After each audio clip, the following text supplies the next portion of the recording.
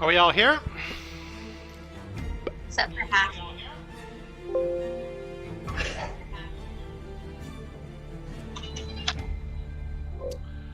Half said he'll be here in about 10 minutes. Okay, so y'all want to start or you want to wait? How was y'all's week, by the way? Bruh. Oh, you're all so full of excitement.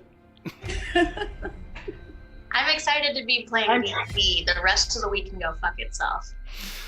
Well, there you go. That's how I feel. It has been a hard week. It has, I'm sorry. Okay. It's been a thing. Y'all, finding an apartment is hard. Yeah, it is. Ugh. Yeah, Becky, there's some kind of feedback coming from your microphone. It's like a high-pitched whine that comes in and out, so I've muted you, just so you know. Which one did you mute? This one? No. That one. Alright. Let me turn the music down a tad bit. Alright. So, let me open my Word document. So we'll go ahead and just kind of get you started, and it'll kill some time until he arrives. So, y'all emerged victorious from the... Yes, Matthew? Nothing. Okay. Yeah, you emerged victorious from the Lost Shrine, which was of an ancient origin, with strange art objects, texts, treasures. And you put that all within your satchels and equipment and spread it amongst yourselves, and you set out the next morning, or that morning around 11ish, I think, is about the time y'all were able to get out. Not really wanting to overstay there in the woods because of the threats of bandits and deserters.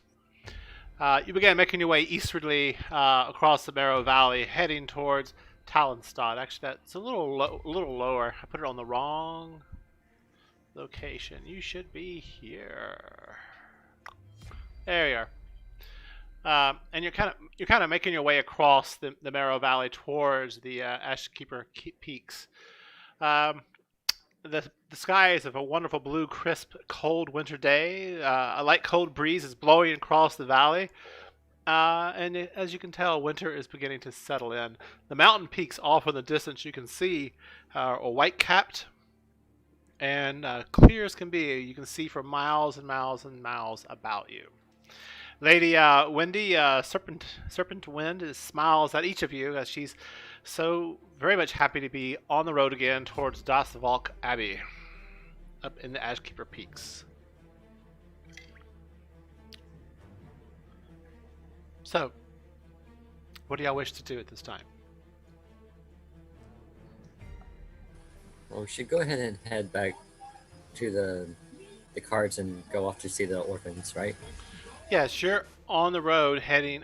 You're actually off the road at this point to cut across as old trails. So you're not on the prime roads, basically. So you're kind of cutting cross country on some of the old trails, heading towards Talonstad. That's kind of where the abbey is located, up in that area.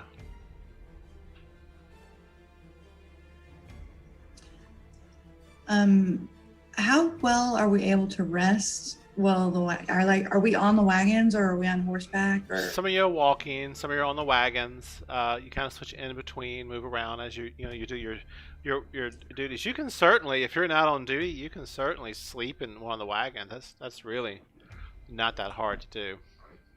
I don't know about the rest of you, but I'd like to work a long rest into this travel if we can. Sure.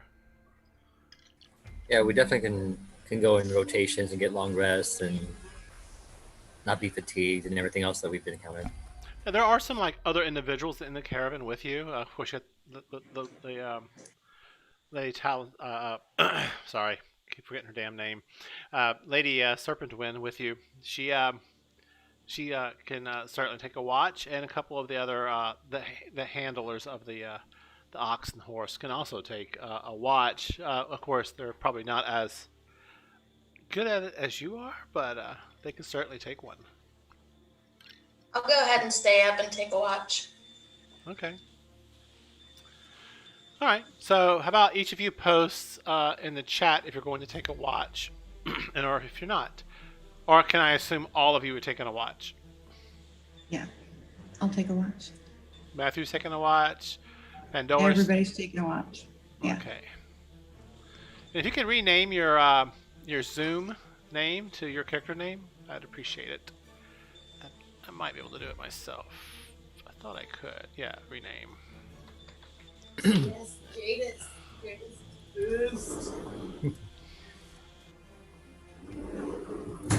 No.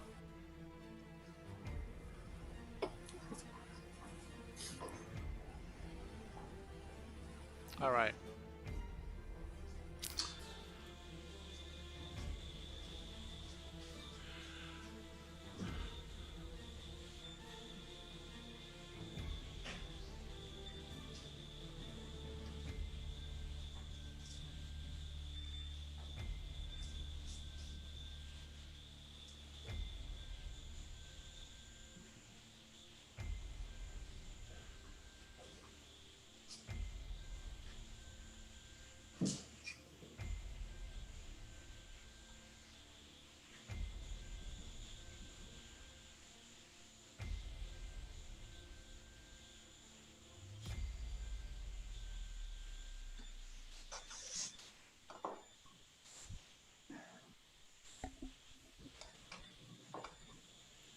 Okay. So up first will be Nick. Can I get you to make me a basically a perception check? One perception check coming up. Make sure you make it blind, please.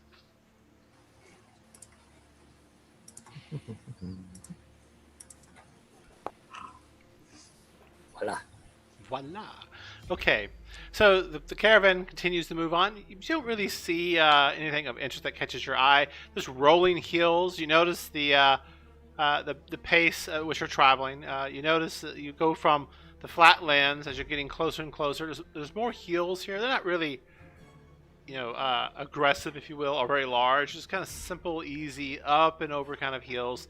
The grasslands are flowing by you, and as the wind kind of blows, the tall grasses that are now dying or dead in the winter kind of rub, and you can kind of hear that soft rustling in the air as the wind blows past you. All right. Kind of huddle up in your cloak, pulling around you, because even though it's not terribly cold, it's still about 57 degrees, if you will, or in that zone, 60-ish degrees. So it is a bit chilly.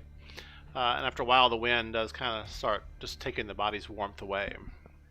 Is there anything you wish to do on your watch? Just kind of keep an eye out for things. I have a sneaking suspicion I missed like a chest full of like gold that was on the side of the road, but I ignore that because it's cold and I'm just trying to stay warm. Okay. Yeah.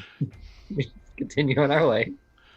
All right. I just want to definitely like keep an eye out, actively looking like where we're going in the woods and stuff like that we're going by. All right. So as you're traveling on, I guess you're up towards the front of the caravan, middle, the rear, just up in the front. Not all the way in front, but probably like one back. One back. You kind of watching, and you're getting near the end of your watch, you think, and you hear the loose gravel on the ground. The wagons are traveling along, kind of getting crunched under it as they roll, and then Lady Wendy kind of walks up beside you, and she goes, "Am I to understand correctly? You were once in the military?" I was. No longer. If I'm not prying, may I ask why you departed it? I found the things we were doing I could not agree with. the battles that we're going for and the things that we were fighting for were not things that I could support. I I understand. saw too many friends die, and it just became pointless to me.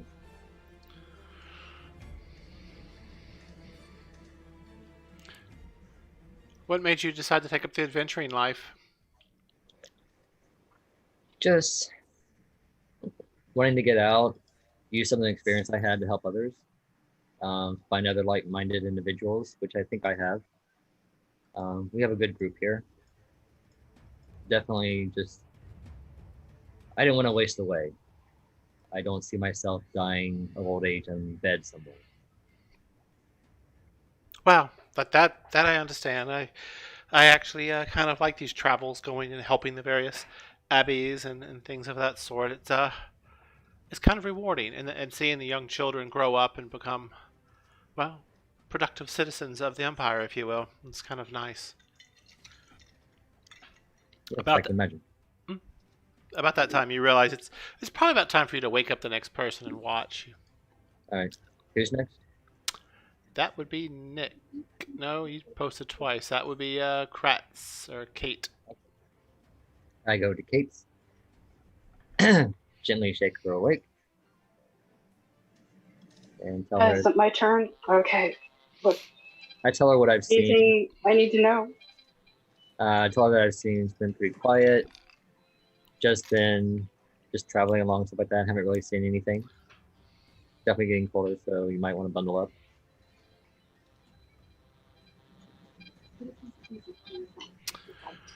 All right. Do you stay on the wagon or do you get on and walk? What do you wish to do? Cats. I stay on the wagon just so I have a higher view and just kind of kneel and look around and kind of keep turning around just to make sure I can see a full view of everything. So I might get down off the wagon a couple times just to make sure nothing's sneaking up on us from the dark. Okay. Got it. So all right. So you begin kind of just watching as the miles roll by, slowly but surely. The wagons creak and moan as they move. Off in the distance, you see a fairly large creature, but it's kind of hard to make out from this distance exactly what it is. Certainly without spending more time observing it. But something way off this towards the mountains is kind of flying. And you can tell the distance is great, but the size of it would make it, look, if it was up close, you think it would be very large. And the wagons you kind of roll over hill and go down the other side. And they get a little faster, and your particular wagon that you're next to has some oxen on it, and it kind of protests a little bit as it's going down. And the commoner, the guy, you don't even know his name actually, the man handling the wagons, he kind of like pulls back on the reins a little bit to slow him down, pulls on the brakes of the wagon so it doesn't slide into the oxen, and then it kind of levels out and begins going up. And he kind of looks off at you and smiles. And then the oxen get a little more stubborn. He puts his focus back on that. You see Lady Wendy kind of up in front of you, walking along, and kind of going up towards the leads of the dragons, leads of the wagons. And she says, "Come on up here with me. It's kind of nice to not be behind the oxen and their smell." She says to you.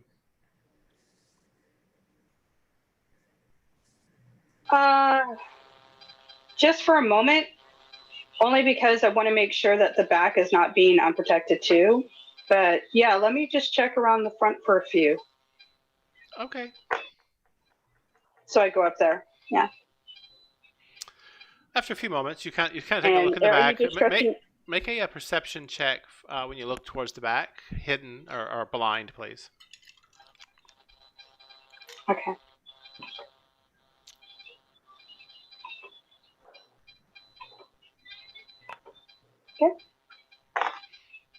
Okay. Yeah, you don't see anything abnormal behind y'all. The wagons are kind of going over the fields, and the grass on either side is kind of bent down on the road. It's not traveled that often, so as the wagons pass over, they kind of crush down the tall grasses and the plants that grow. But nonetheless, it seems pretty peaceful. So you make your way up to the front of the caravan, which is only 4 wagons, so it's not a lot. Um, and Lady Wendy is kind of just walking along, and she's pulled a particular like a reed of grass, and she's got in her teeth, and she's kind of like chewing on it, the classic little fuzzy end on it. And she come walking up. She kind of smiles, and she has this long white cloak, but it's kind of like it's an off-white color where the tanned leather is. And they've managed to get it a whitish color, but the fur on it is a stark black, and it kind of rolls up and under, and you can tell she's just like really enjoying the comfort of this, of this. And she kind of turns to you and she smiles, doesn't say anything, but she's kind of walking along.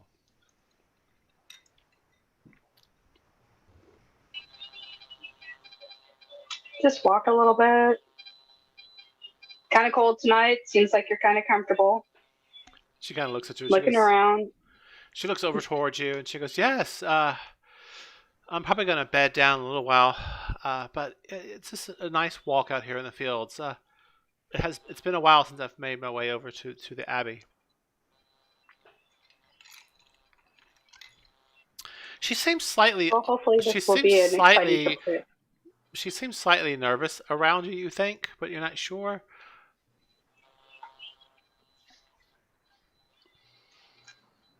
Is there something out there that's bothering you? She looks back over you and she goes, "Oh, no, not at all. Why do you ask?" Just wondering if you're seeing something I'm not. I'm gonna probably head back to the back wagon and just kind of take a look around and kind of walk from there. Okay. If you need me, I'll be back there. That's okay. If I need something out, I will certainly shout out. She smiles. You begin walking back to take another look. If you can go ahead and just kind of make a general perception check and make it blind, please.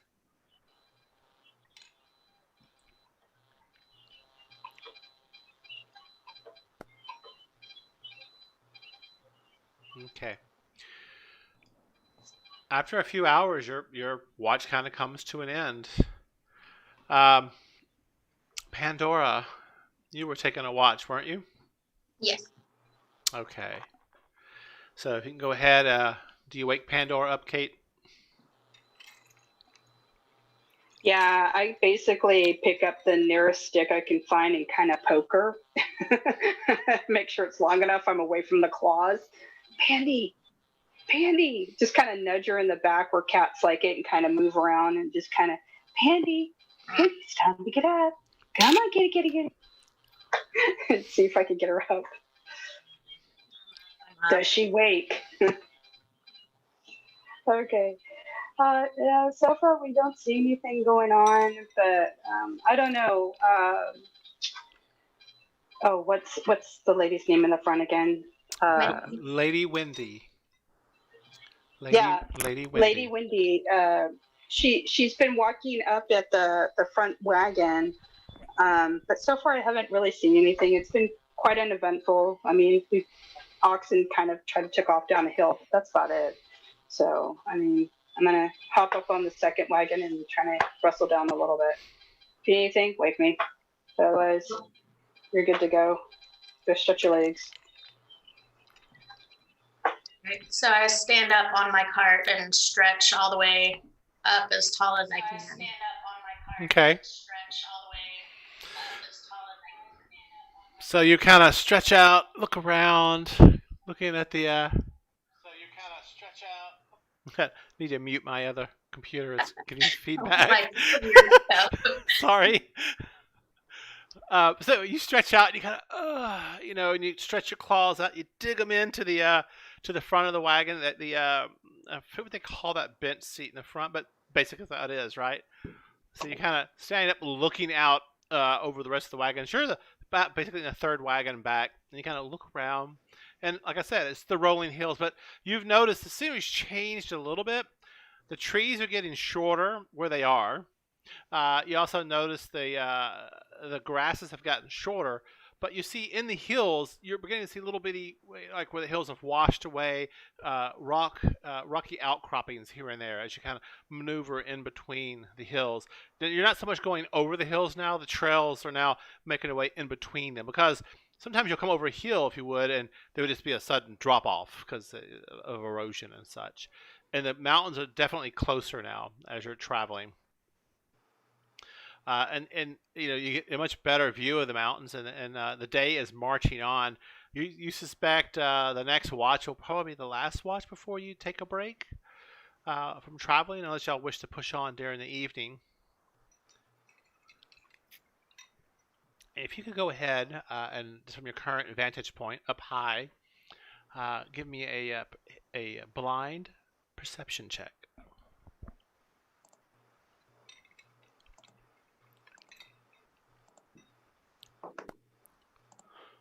Okay, so you kind of look around, and again, well, not again, you notice off in the distance, flying along the mountains, a shape.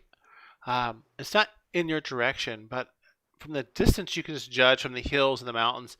It's a good distance away, and it must be fairly large because it's visible. You're not sure what it is, perhaps, but there is something flying around the mountains, and it kind of circles back and moves back along the edge of the mountains where the foothills and the mountains begin to hit. It's kind of moving along that direction, and then suddenly it dips low and out of sight because it's the distance. It's gone from sight. Okay. You see Lady Wendy. She's kind of stopped on the side as the wagons slowly meander past her, and she kind of waves to the various the cartmen who are managing the oxen. A couple of them have gotten off the wagons and are stretching their legs and kind of holding the reins of the lead oxen or the horse. Some of the wagons are drawn by horses too, and just kind of leading them along. And the wagon gets to where you are as the wagons kind of march past, and she picks up her pace again. I've never really met a Tabaxian before.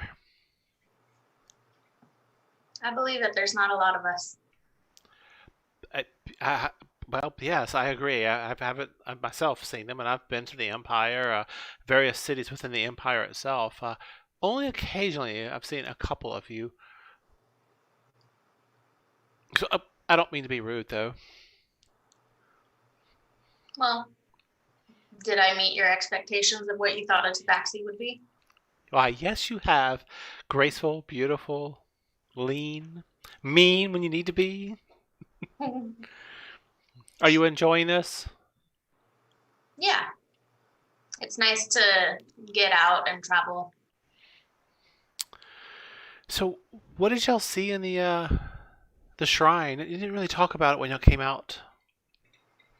It was just a bunch of old stuff. Like, most of the stones were broken, and yeah, nothing really interesting. She kind of looks quizzically at you in a way, like, well, okay. She says, well, anything there that would help the orphanage? She smiles. They're always in need of funds. No, unfortunately not. The people that attacked us in the middle of the night didn't have any coins on them. And we didn't find anything else down below. We found nothing of value in the shrine down below. She doesn't say that. She says, oh, okay. Well, I'm going to bed down. And she goes, and she reaches a hand out for you to help lift her up into the wagon. All right, I reach down and pull her up. All right. You grab her hand. She takes both her hands, grabs yours, and kind of gets up into the wagon. She kind of like this plops down onto the main seat, and kind of looks harrowly down at the wheel as it's rolling. Grabs her dress, pulls it away from the wheel so it doesn't get caught in it. And she smiles, and she kind of clambers over and crawls on all fours into the back of the wagon to where the cover is. And she smiles and she says, "Thank you." And she kind of crawls up under the blankets that all of y'all been kind of shifting in and out of as you travel. and begins pulling him over herself, and she kind of sits back, but she doesn't go to bed. Instead, she reaches over to a case, pulls out a book, and kind of flips through it and opens it up and begins just kind of reading the book. And she's covered up to stay warm. What do you wish to do at this time?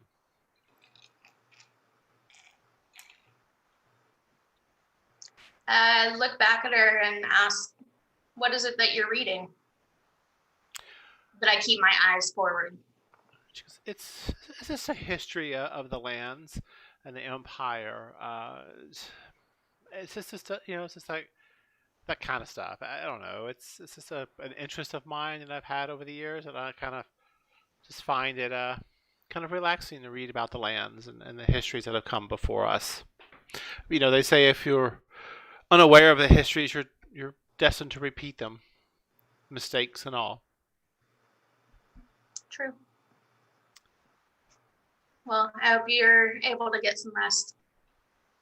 Well, I'm sure she kind of takes a break from the book and looks out at the sky, and she goes, I'm sure we'll be stopping shortly anyway, as the sun is beginning to find its way to the east,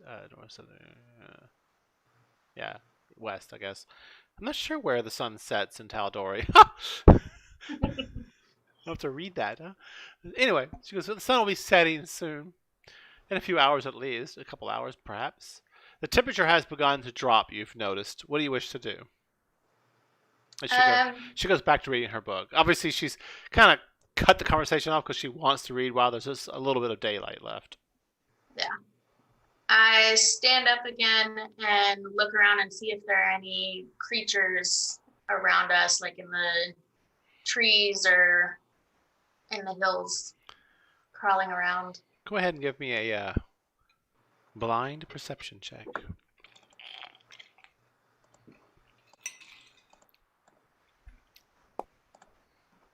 Okay. Yeah, you begin scanning the. Like I said, the trees are now becoming shorter and more stunted as the altitude goes up. Your ears actually pop a couple times as you gain altitude, but nothing seems to catch your eye. Are you jumping off the wagon? Or are you staying on the wagon? Because it's like 3 back, I think I said earlier. Mm-hmm. I think this time I'm going to jump off the wagon and go up to the front one. Sure. It's quick work for you. You kind of trot up there to the front, past the smell of the oxen and the horses. It's kind of refreshing to get the nice fresh air blowing against you. And as you make it up to the front, the vista of as you come over a particular set of rather taller hills, the vista before you is just rolling hills before you, and you kind of get a look, and they begin to almost form a maze of crevices and cracks in the land as you're getting closer and closer to the mountains, and you can see the trail tends to go less and less over, but it's like around the hills as they become very jagged and lots of broken up rock and stuff as you hit the foothills and before you get to the mountains. And as I described earlier, the coach master, as it comes over the hills, he's pulling back on the brakes on the wagon so they don't roll into the draft animals that are pulling them along. But beyond that, nothing seems to catch your eye. Unless there's anything else you wish to do, we can certainly end your watch here. I want to look up and see if I can tell what kind of creature was flying above the mountains earlier. So you can make a regular perception check if you like to see if you can catch it in the sky, or you can do a nature check of your own if based on your memory of what you saw. It's up to you.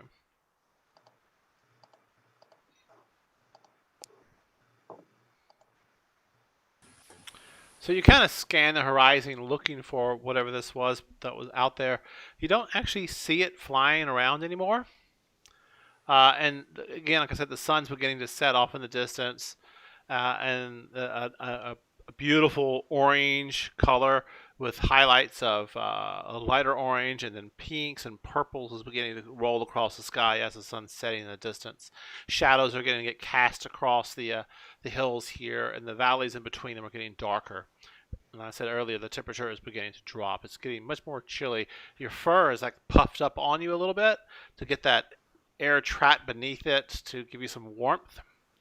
I don't know, how are you dressed for the winter, Pandora? As of right now, I just have my chainmail on over my fur, but my winter coat has already come in, so I'm really puffy and fluffy. Okay. So where the chainmail actually presses against you, though, you're not able. The natural way it works is the hairs puff up and they capture air, and that kind of gives you that insulation. But wherever your armor is, it presses it down, and so you're a little bit chilly in those areas. Just the side effect of having to armor yourself against threats, right? Mm-hmm. But your watch is over. The next person up will be Blix. Where's Blix? The very last wagon in the very back. All right, so I jump down I slow down to go back to the last cart, and I climb up the back. Okay. So as you're waiting, just based on your passive perception, you catch what looks like to be some tracks along the road, and this is as like the second wagon's rolling past you. You see a few tracks here and there on the road, or on the side of the road. What do the tracks look like? Make an investigation check, please.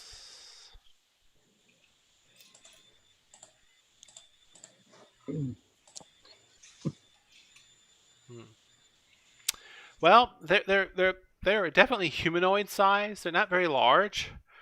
They're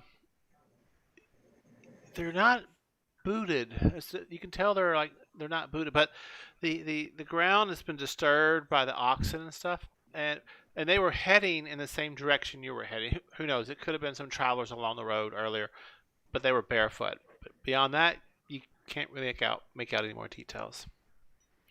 At about this time, the last wagon begins rolling towards you.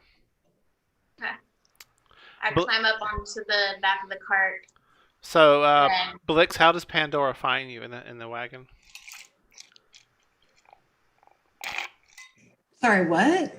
How does Pandora find you crashed out in the wagon in the back, or are you asleep? Or are you asleep? I am asleep. I am curled in a tight little ball. So yeah, you see Blix tied up, not tied up, curled up in a tight little ball with furs and other things all piled around her. Sacks of flour pushed up against her to keep her warm, that kind of stuff. I go up and I use the tip of the hair on the tip of my tail and little wiggle it in her ear. And say, Blixie. And being the annoying morning person that I am, I spring up and say, "Thanks, Pandy." I curl up I tell her that I saw things flying over the top of the mountains. I couldn't tell what it was, but it seemed really far away, but fairly large. And I also noticed some barefoot tracks headed in the same direction we are. So it could be anybody, but keep an eye out if you see any humanoid barefooted people. Cool, thanks. And then you curl up in the spot where she was? Yeah, I never fit. burrow underneath all of the furs and blankets that are in the wagon. All right. Yeah, it's already pre-warmed for you, you know. It's like when your dogs or your cats sleep on your bed and you get in your bed at night, it's all ready and warm for you on a colder night. You're like, yes, thank you, Blix. You slide in and cover up. Blix, what do you do? Do you jump off the wagon? Do you go to the front? What do you want to do? Yeah, I'm gonna go up to the front of the caravan.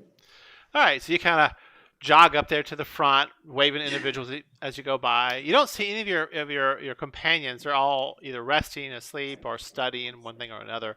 And you see some of the hired henchmen who are driving the carts are kind of beginning to doze a little bit, and the ox and the horses just seem to know to follow the trail. They're not veering off the trail, right? So just kind of meandering along that route. Some of them are taking a little snack of grass here and there when they get a chance, and they're kind of chewing that cud in their mouth, and they kind of move along. That smell, though, definitely lingers in the air. The cold, brisk air blows up underneath your cloak and catches the edges of your ears. It makes the tips of your ears very cold. Goblins have those kind of long ears, you know. Are your ears pierced, Plix? Yes, they are. So the jewelry in itself is like cold.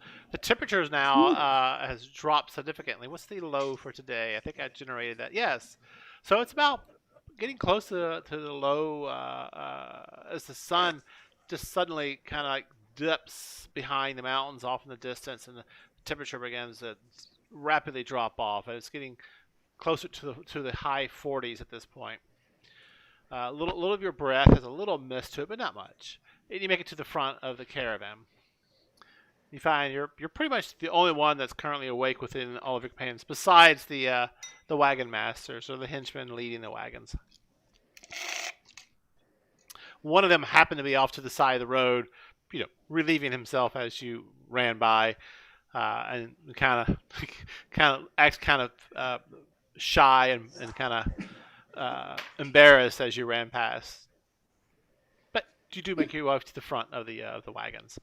And you've definitely now moved from the gentle rolling hills you saw before. You're now weaving your way in and around and through the valleys of the hills that are getting taller and taller. Some of them are as tall as some of the buildings in Zadash and other large towns you've been in. But you're kind of weaving your way through, and the large rock outcroppings burst out of the dirt hills. The trees here are now so stunted they're probably only as tall as you, but definitely most of them are not even as tall as Pandora as your height begins to grow and grow in into the mountains. What do you wish to do? I want to spend some time kind of just keeping an eye out to see if I'm looking for any threats or danger or anything, but I'd like to kind of check on everybody periodically to make sure there's nobody who's like going to be freezing to death before they wake up or anything. Okay.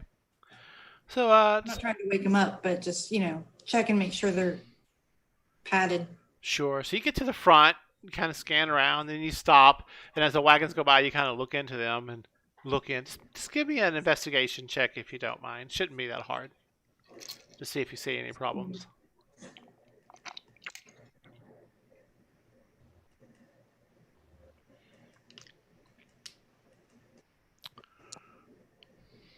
Yeah, nothing seems to catch your eye. The wagons kind of roll by, and you have to kind of run up and kind of jump and look, and to kind of catch an eye into them because you're kind of short. But nothing seems to be off base. You reach the very end of the caravan as the last wagon kind of moves past you. The sun is beginning to, like I said earlier, it's beginning to set, and there's definitely the gradual darkening of the environment around you is speeding up.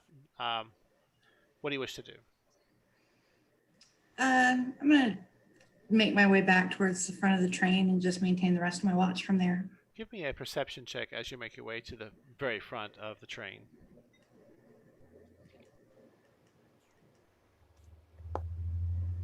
All right. So the wagon train rolls around some jagged, like say cliffs, if you will, and up ahead of you, there's scrubs of trees pressed up against the trail as you're kind of meandering through the valley here. The wagons have kind of slowed down a little bit, but you've just been kind of walking, so you're probably good, 60, 80 feet ahead of the wagons. And as you round the curve, you see up ahead of you what appears to be some wagons stopped in the road. And we'll stop there and take a 5-minute break, and we'll pick up in a second. Dun, dun, dun. Yes. Take a quick break, and then we'll pick back up. 5 minutes, okay? Delay, guys. My girlfriend was like, I need to print something out. And that took longer than expected. That's okay. All right, 5 minutes.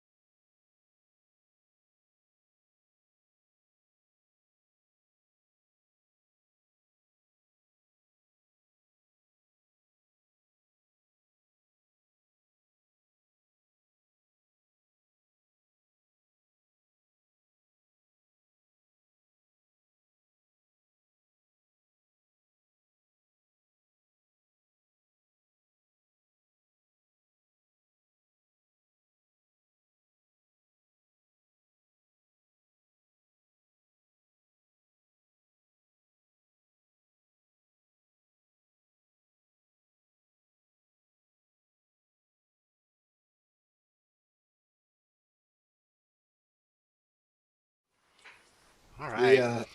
The SM 570, I think it's called, is the one that all the big YouTube streamers like to use. But for it to sound as good and warm as it's supposed to sound, like everybody likes, you have to quote unquote eat that mic. Yeah, I actually like those. They're long cylindrical mics, and they're designed to pick up only what they're pointed at. And they tend to put them. If you watch Critical Role, they're You're talking about those shotgun mics. yes, Yeah. but you got to have an environment set up for that. And Right. and if you move your head too far to the right, to the left, you suddenly are out of focus, or out of the little area it picks up. They're quite cool. Okay. Are we all back? It looks like we are. Yep. So where we last left off, Nick Blix had just seen what appears to be a caravan with various wagons in front of it. They're brightly colored wagons, Blix, and they have cloths and other things hanging from them. Well, that's at least the wagons beyond the rear wagon. The rear wagon looks like it's stacked full of boxes and crates and large rolled, just rolled up fabrics of some sort with bindings and ropes wrapped around it. And as you're kind of scanning over this, you notice at a complete stop, there are several individuals off to the side of each of the wagons, and there's a couple at the very back looking at your direction, and that's when you hear a twink twink. Crossbow bolts are arrows being pulled and shot in your direction. Unfortunately, you rolled a really bad perception check and didn't quite get the. All right, I jump off the wagon and run towards the back, screaming at everybody that we're under attack. All right. Are your characters up to date? Did y'all update your character sheets for anything that changed? Okay. I'm going to drop you on the map. Did I get a long rest before my Yes. watch? Okay, I'm gonna keep that real quick. If I can remember how.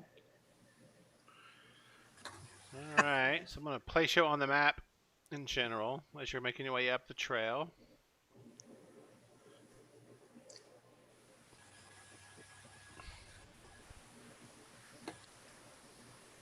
Are you all able to see the map? Mm-hmm. Yes. So up ahead of you, you see what appears to be some kind of supply wagon. You see several creatures at the end of it looking in y'all's direction. As you shout this out, Blix, you turn and you begin to run. They're going to take a shot at you. They unfortunately got a lead on you, but you do get to shout out. Okay. All right, give me 1 second here. How do you take a long? Yeah. How do you take a long rest right quick before? Oh, on your character sheet? Yeah. Under hit dice, there's L rest. So, Raphael, you'll see your Oh, okay. hit point. I see it. Thank you. Okay, and then hit dice, you have S rest and L rest. Okay. All right. I'm ready. All right. I am too. Isn't that great? Whoa! All right, Blix. I'm going to pop this out real quick because I'm going to take a bunch of attacks at you. I have 1, 2, 3, and 4 goblins taking pot shots at you. Goblins. 1. So the first one rolls a normal. The second one, ooh, I got a crit on against Ooh. you. The second one. The third one. I was wondering which character in this movie I was playing, but now I know. And the fourth one. I'm that dude that gets shot through the throat while trying to yell a warning. So I've got a 24, a 15, and a 22. Oh, God. So let's see here. Your armor class is a 15. 15. So Everything I but have the 8 hit. 3 shots to get you that hit. Oh my god. All right, so the first one, which is a critical, I'm going to roll. It does 9 points. Wait, hang on. Why did it roll? Plus, No, I'm right. 2d6 plus 2? Oh, okay. I'm sorry. Yeah, I'm getting my UI confused. But yeah, so 9 points of damage from the first hit. I'll let you deduct that. Thank you, it's done. The second attack that landed is a normal attack. And it does 7 points of damage against you. This hurts, man. This really hurts. I know, right? And for some reason, your character is not showing what I need it to show. We go to resources, display bars, owner, and I want to show hit points and update token. Goblin on goblin violence right here. And now the final goblin that hits you for 4 points of damage. I need to update y'all's token so this bar always shows up because it's really annoying that it doesn't show up. Owner. I'm updating y'all's tokens. 1 second. I'm sorry. I'm a bad game master, I guess. There we go. We're not firing you yet. you're terrible. All right. I'll make it up to you. How about treasure in exchange? Oh, shouldn't I have inspiration? You might. Yeah. Mm-hmm. Because I did all the math for the coinage. Shiny treasure. Do y'all think she deserves an inspiration? You did promise. Then I guess she has inspiration. Master said so.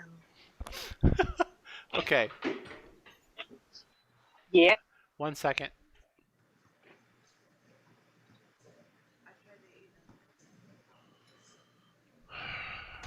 All right. Sorry. People in the kitchen dropping things. All right. So, Blix, you're still alive. It's amazing. So arrows. It choo, choo, is. choo, choo, choo, pew, choo, choo. 3 of them nail you. One catches you as you turn. One catches you in your chest. One catches your buttocks. One catches you right near your spine. Like, and then one sails past you and goes ping into one of the nearest wagons. Then you shout out. What do you shout out? 2 arms, 2 arms. We're under attack. All right. Some of y'all, or all of you, I need y'all to make a wisdom check, please. And you can make it public, by the way.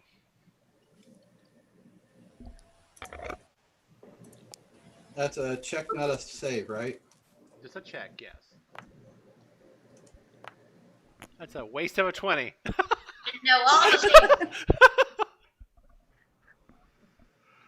All right, so Raphael and Katz, yeah, is that everybody? Yeah. Y'all don't wake up from the shout, but next turn. I have the highest wisdom too. I know it sucks, right? The roll a die. Sometimes this gets you. You rolled a 4. Good lord. Wait, there's no wisdom modifier on your character. Let me see what's going on with your character sheet real quick here. Cats. You have a wisdom of 10. I don't know how that's the highest in the group. Anyway. Alright, so yeah. You're not waking up first right immediately. So I need everybody to go ahead and let me add y'all to the initiative tracker. And roll your initiatives. And then I gotta roll all these damn monsters. It's the only problem with having these many monsters on the map. Man, there's dice everywhere on my screen. Oh my god. Green dice. Orange dice. And of course, I would roll a 21 for my initiative.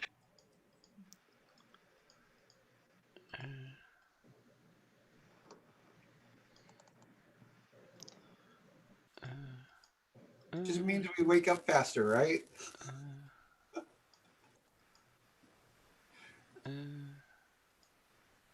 Oh, and all of y'all who were sleeping probably didn't have your armor on. That's correct. How insightful of you. All right. So you can don your armor And what is that rule on putting your armor on? Let's look that up real quick. Let's go D&D 5e donning armor. Takes me 10 minutes to don my chainmail. Yeah, that sucks. Now, I'll let you go ahead and say you didn't have your armor off because you didn't state that when you went to bed. You said you went straight into the sheets. You can have it on. Just be aware that you will have a fatigue tomorrow. A point Okay. of. You're going to be tired. I'm always tired. All right. It gives you a disadvantage on your. Do I technically have rolls. armor? You don't. No. What'd you say, Blix?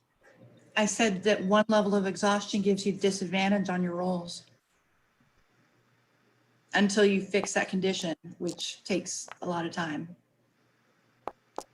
Yes. 1 8-hour or 1 long rest. Yes. All right.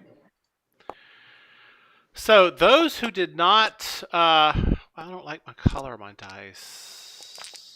GM color.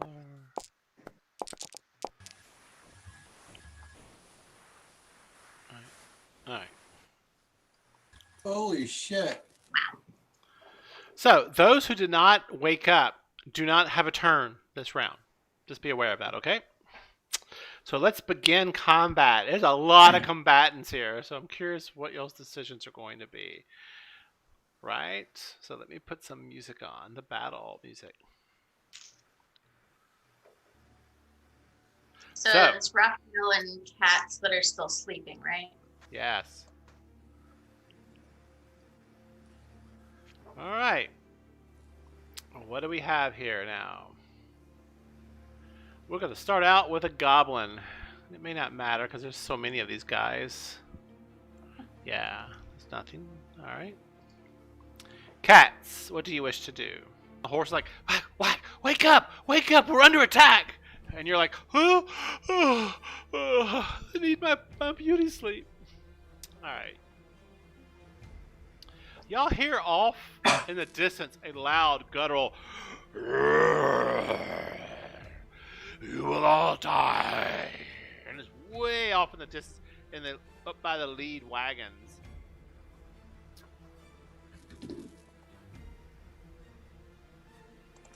Raphael, do you have a turn, or were you low in the initiative rolls? I mean, on the perception rolls.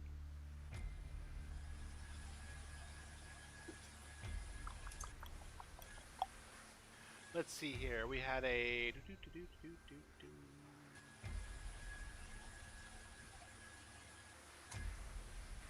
Yeah.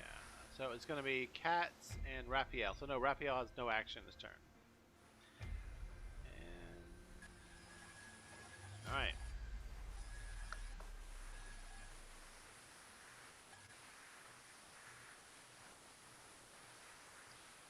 Nick. What do I you rolled a wish- 17 for my wisdom. So you woke up in time. All You right. heard the shout out from Blix. We're under attack! To arms! Oh! Ah! Ah! All right. Take a brief look at Blix. Make sure she's still standing, or Well, at least not. you're still in a wagon. Okay. Get up, grab my sword and my shield. Were you sleeping in your armor or not? Not. You're not in your armor. Okay, so you're unarmed. Be sure to adjust your armor class appropriately, temporarily. Yes. All right. Yeah, I tried doing that in the thing where I unequipped it, Yeah. but it doesn't change my armor class. So I'll just keep in mind that it's. Really? Should have done that. Yeah, I did the same thing. I unequipped it too, and it Oh, still says one. so what you want to do is just click in the armor class on the main tab and just type in a number that you have. Okay. Yeah. Just do that manually. Alright. Alright, Nick. So, I kind of dropped you all on the map here. I don't know. There you are. What do Yeah. you wish to do? Grab my sword and my shield. Get up, and look for the enemy. Alright. First, check out Blix. Make sure she's standing, not dead or anything like that. Let me check your vision settings real quick here. Your bright vision is what? Mm.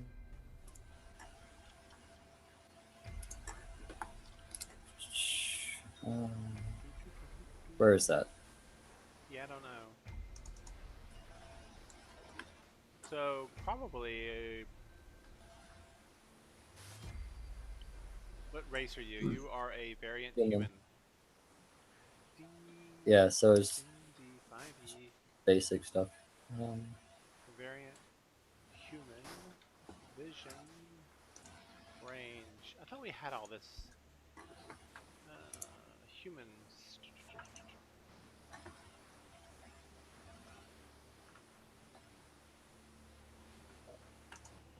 So let's see here. Control fine.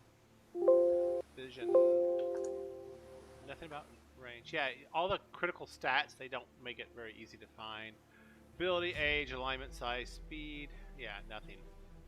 Let's go vision.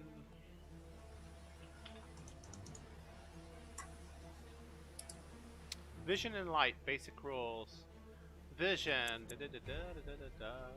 Heavily bright. Of course, there's actual no numbers here. Psh, who knows? I'm not going to waste an hour just trying to find that. So we're going to say just it's 150 feet or more, maybe. I don't know. Okay. Dim vision. What was it? What's the underground vision? Was it 60 or 0? Oh, it's 0, isn't it? Because you can't see at night. Yeah, at night. Yeah, I can't see anything at night. Okay. And I need to go to... and we want to go...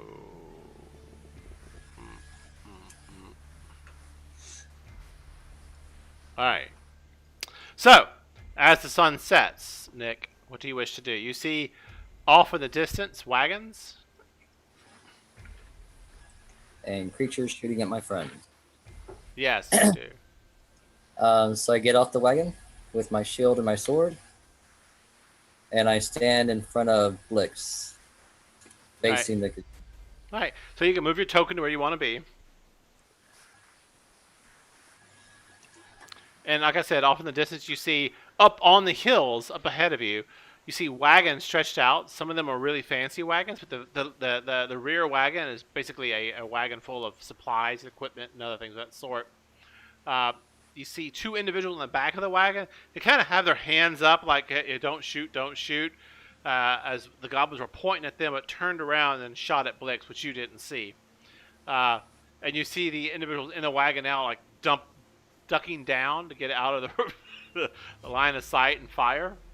And you also notice to the north and north directly above you, off in this direction, up on the cliff sides, a goblin, and over here a goblin, and two more on the ground here. Okay. So you moved 5 feet, let's say, just to get in front of Nick. Or Blix, I'm sorry. What do you wish to do? Just want to assess the situation. It definitely appears. Do I need to do like a intelligence check to figure out that the goblins are probably hijacking the wagons or anything like that? No, it's quite obvious to you that that's what they're doing. Okay. All right. So I get in front of Blix and I call out to the others. Like, we have goblins. Get up, everyone. And they're working on it. Yeah, I know. So I'm just going to be in a defensive posture here, protecting Blix. Okay.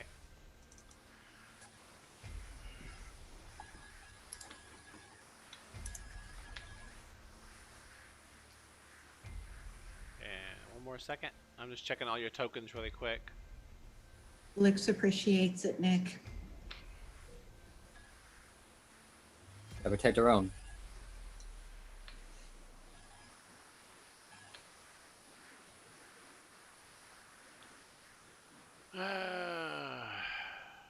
Vision. 60.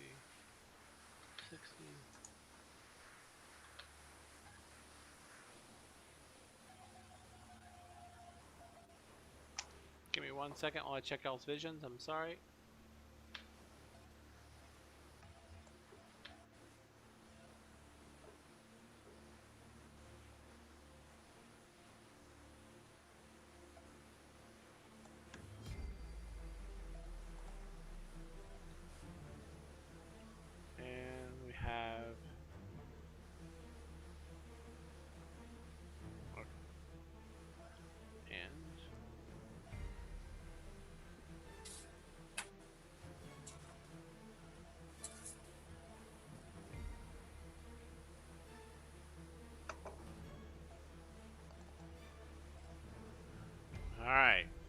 So we are currently on Pandora. What do you wish to do? I am going to climb out of the wagon. How far am I?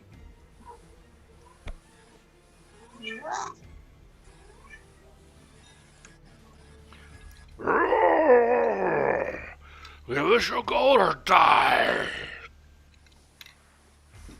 Off in the distance.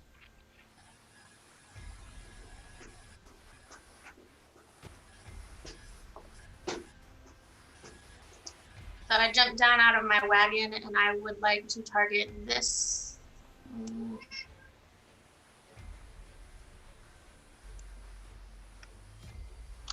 This goblin Okay.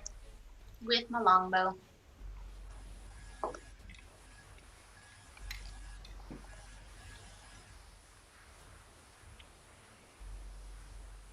Does the inspiration counteract the fatigue from sleeping in my chainmail? You can use it for that if you like. I guess I don't know how inspiration works. So, I Rules. will pull that up for you. Inspiration. I will post it in chat so you can read it. Okay. Inspiration is a rule that the game master can use to reward your player character in a way that's true to his personality or trait, blah, blah, blah, blah. By using inspiration, you can draw on your personality to give you an edge in negotiation or such.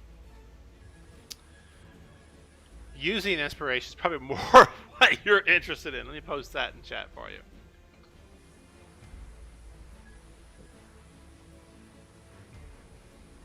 So, you can use it on an attack roll, saving throw, ability check, basically.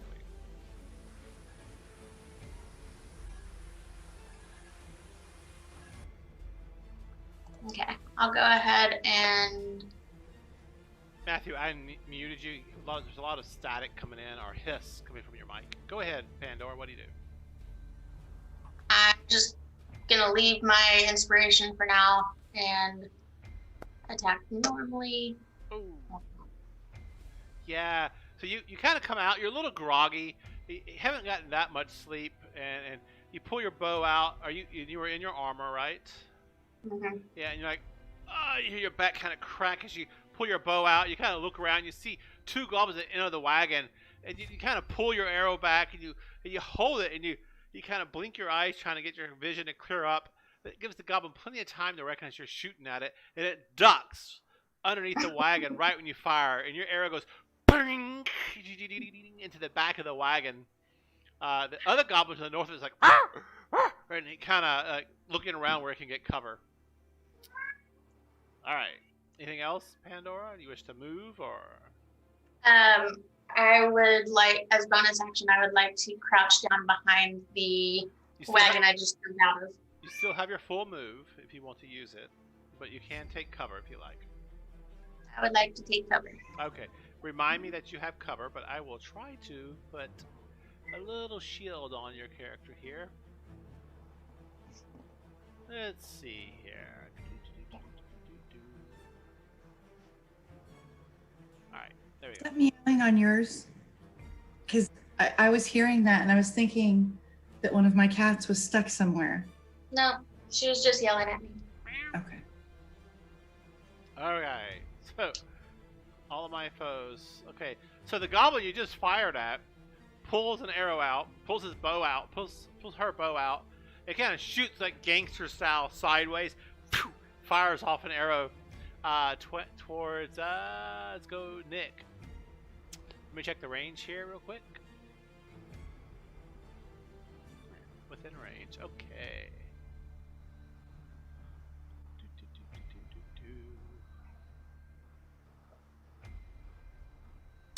Fires off in a shot. Nick, I rolled 12 versus your unarmored armor class, but I think you have cover, right? Did you jump behind cover? I can't remember. Yeah, you did. Didn't you say you jumped behind cover, Nick? You're muted, Nick. No, I didn't say I had cover. I just got in front of Blix. Okay, so your armor class is what then? Unarmored, it's going to be 18, I think. unarmored. Your armor class is 18. Yeah. Are you fucking kidding me? Okay, I need to up the challenge rating of these monsters then. Apparently. No, because like everyone else is like really low. I know. All right, so he's. How is that even possible? I don't know. Dude, mine's 15 with the armor on. Mine's 16 with the armor on. Well, it was 19, but I had to take my armor off. So let's see. You I got also have a shield, so that helps. Okay. All right. We're gonna have to look at your character, make sure that's all calculated correctly. Oh, you do have your shield though, right? 11. Mine is 1-1. Okay. All right. So the arrow sails past you, hits the dirt, and kind of slides in the dirt and stops near your feet. It doesn't hit you. Right. And the goblin's like, it's like cursing in the background because it missed you.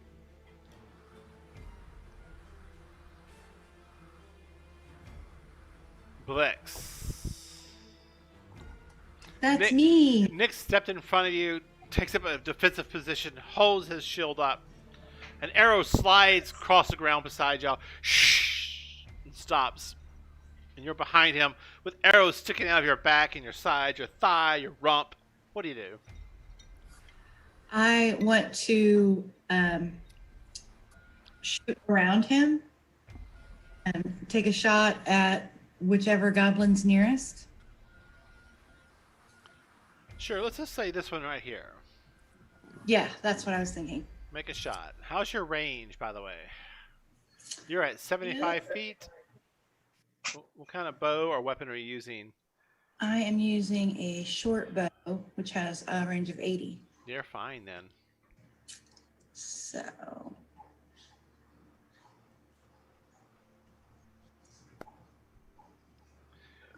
Am I though? Oh, 16, yeah. That is a hit. Right on. So you spin around. The arrow is caught in your thigh, breaks off, and you're like, ugh! But you hold your concentration and you let an arrow go, just like your gangster goblin underneath the wagon did, just kind of sideways, right between Nick's legs. Arrow fires out, skips once off the ground, bounces up, and then right into the goblin's body for 5 points of damage. And then He's like, it falls back underneath the wagon. You catch him hard right in the neck, and blood just goes against the wagon, but he's still up. He's like, and from this distance, he's just like bleeding out of his mouth and stuff as you caught him right in deep into his neck. What do you do? Happy Halloween, y'all. I'm gonna try to move back behind at least one wagon. I want something in between me and those bows. So you're going to try to catch some cover. Yeah. I'm going to put a shield on your character to indicate you have cover. But remind me when I attack you, because I'm a forgetful human being, and I will sometimes forget. Also, bonus action, hide. Okay. Give me a roll. Where is my piece of paper where I write all this crap down? Here we go. Blix. Hide. And your roll is... Okay. Alright. Let me see here.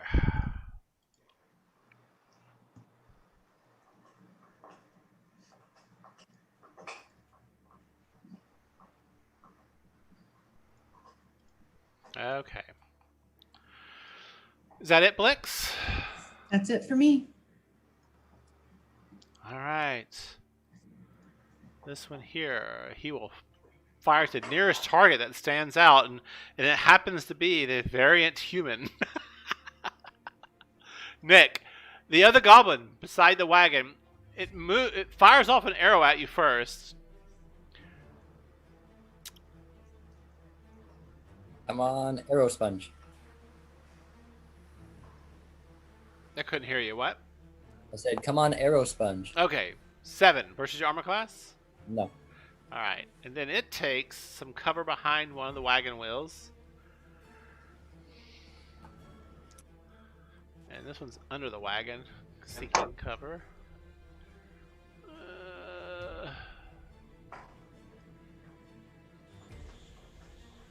All right, back here to initiative. So the goblin fires off an arrow and like in a hurry scampers behind the wheel just to get cover, and it's kind of sloppy shot when it's trying to get the cover, and it totally misses you.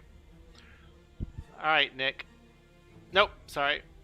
We're now at that one, so he'll move 5.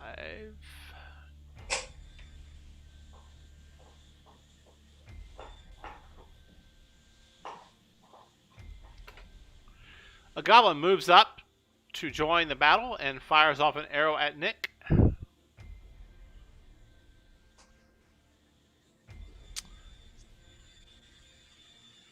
Giving me a 14 versus your armor class, Nick. I believe that misses.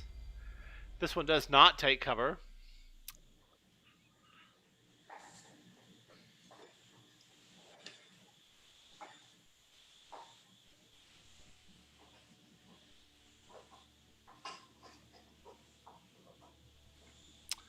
The goblin up on the hillside, up over here, on the north side hill, it will take a shot at the nearest target, which will be Nick. It is at disadvantage. Short bow.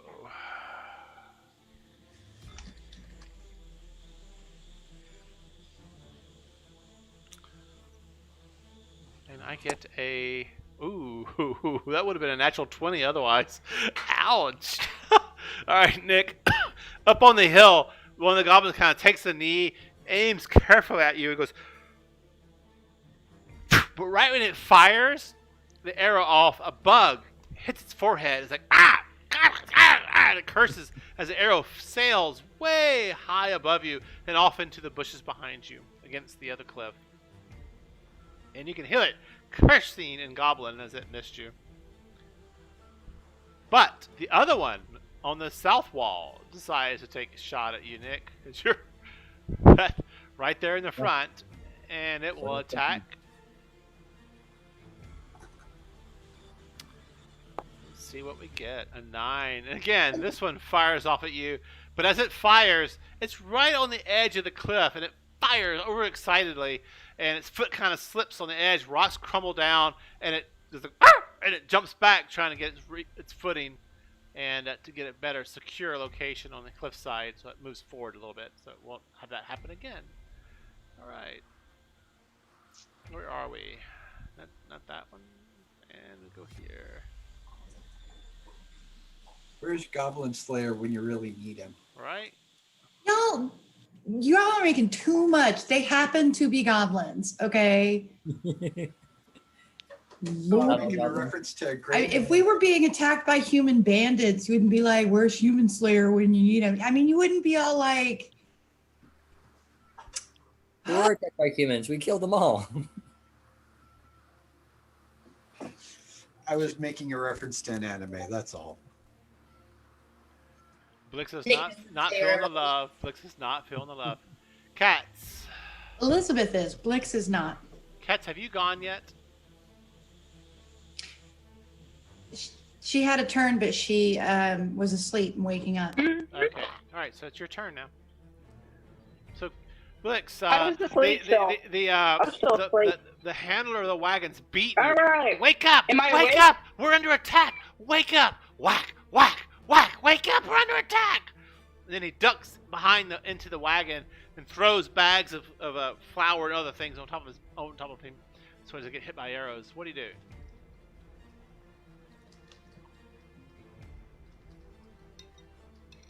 You're muted. Wake up, Okay. kind of look around, going, shit, where is everybody? No, I didn't mute it. You're fine. Keep going. Look around, say, shit, where is everybody? And start looking around for what the hell's going on. So looking out the wagon, And you see people have moved away from your wagon and My move phone or northward. anything, And 'cause I you just woke hear up? shouting and screaming up to the north of you along the trail, and combat and twangings of bows and arrows being fired. You hear Blix saying, "To arms! To arms! To arms!"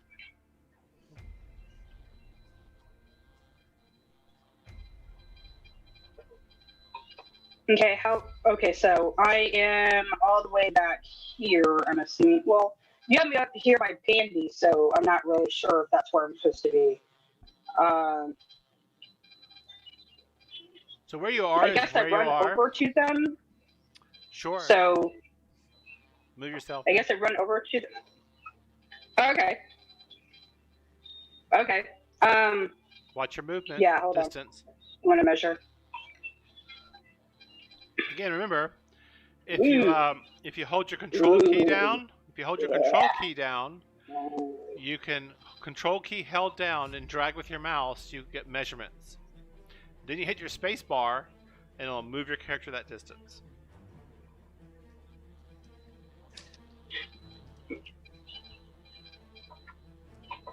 Right, I'm just trying to find out what my longest. Okay, so I go ahead and I'm a watch. I basically, can I see anything from where I'm at with the darkness? Am I cool? Because I have no vision at night. Let me check your vision here.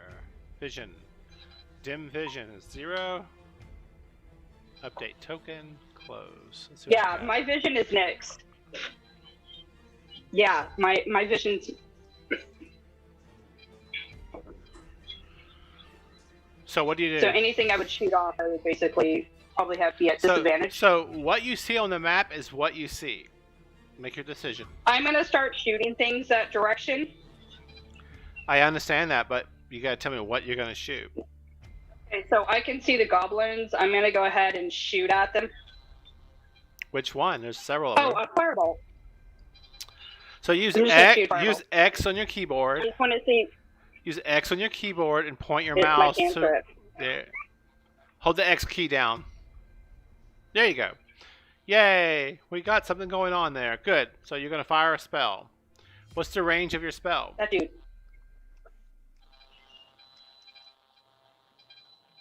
Right. 120 feet. All right, you're at 95 feet. You're fine. That's where I'm firing it. So fire your Oh, fire I'm off your actually spell, getting please. on that one. Shoot. Okay, okay, hold on. Let me fire. Really cool.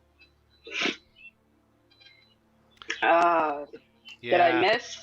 Yeah, so 11. you kind of come out, you kind of stumble around, you're still kind of groggy.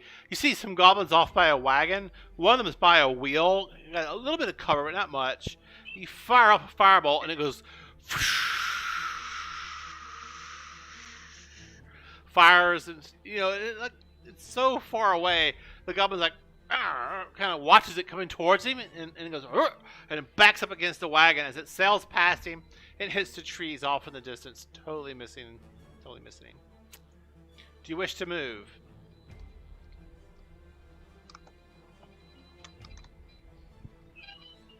Okay. At this time, I want to kind of stay in the back,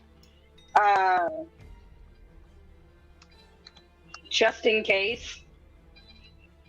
But yeah, I'm good at where I'm at for right now. I'm going to move forward probably on the next turn, but I don't want to be too much of an obstacle. I kind of want to stay hidden as much as I can. So I'm good at where I'm at.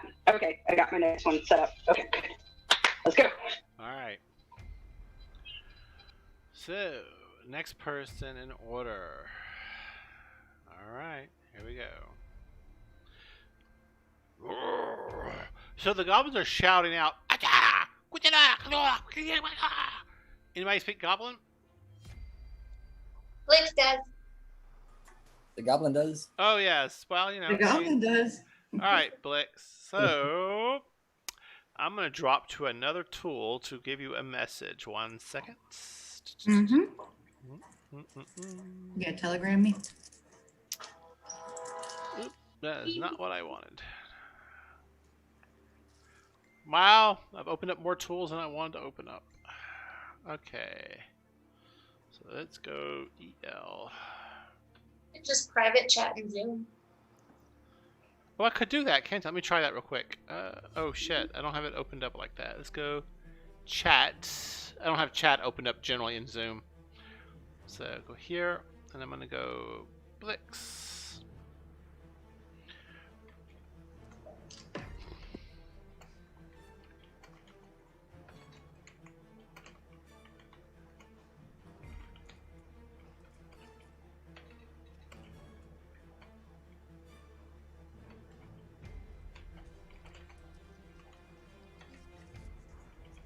Nap time's over.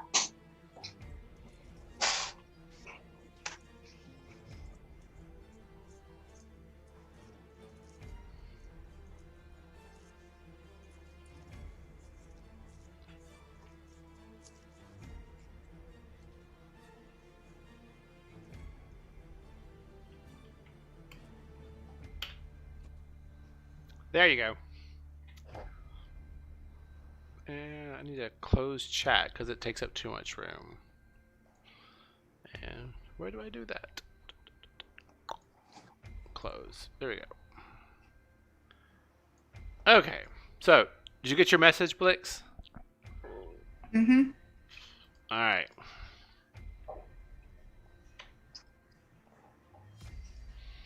I yell back, in Goblin, stop, we mean you no harm.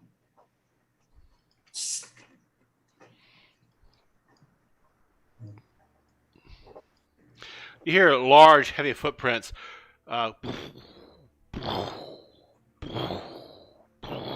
Getting closer. Move, or I'll eat your ox. Off in the distance. You hear another voice. Ah, I don't like ox. It's too tender. It's too gamey and sinuous. I prefer horse. Shut up. All right. Oh, yes. Sometimes I want to live inside Warren's head. Where is this one here? I Okay. mean, at least they don't want to eat us. Raphael, you're up. Finally, right? Raphael, I barely see you on your camera, and you're muted, by the way, just so you know. So I'm up. I grab my shield, which amusingly enough gives me 1 extra AC beyond what my armor would have taken if I put it on. So I look out and So you jump out in your skivvies. Ha ha! right. If that. So I'm close enough to Blix and Nick, and I can ask them if they need healing right quick. Like, are they critically injured? I am critically injured. Please save me.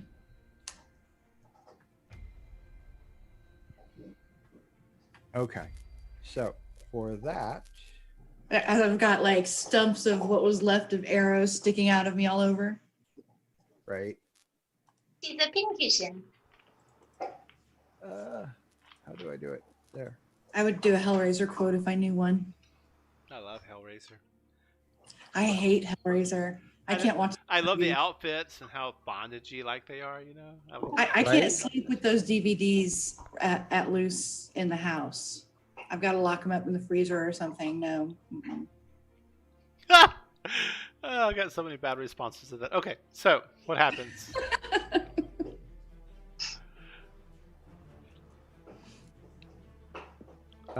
So how much healing do you need out of curiosity? Yeah, so you gotta take an action to determine that. Okay. Or you just cast a spell, one of the two. Right. Seriously, I've got 3 arrows sticking out of me. Come on. Well, yeah. I'm just Should be trying able to to figure see out my which bar. of my spells to use. Cure wounds. 1d8 plus spellcaster level versus cure wounds. Okay, so I can use either of those. I will do will do my Cure Wounds. Cast Spell. Healing. Public roll? Yeah. Yes. Okay. Thank you. 5 You're points welcome. back, Flick.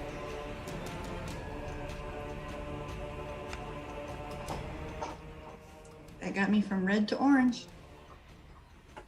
I can't see that, but I take your word for it. I'm Raphael, glad. do you wish to move or anything?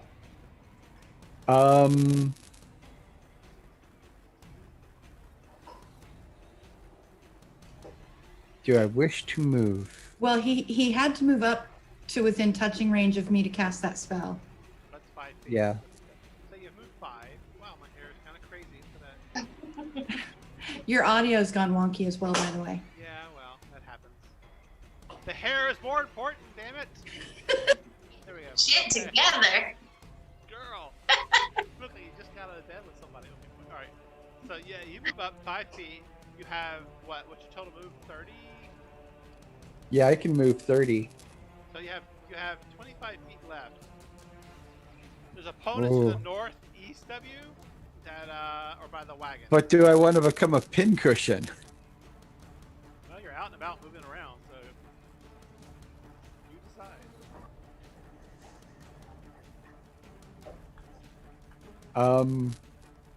I'm good where I'm at right now. For the Okay. moment. Alrighty.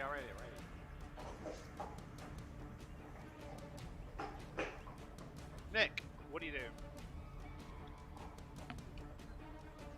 I'm going to hear them getting healed and everything behind me.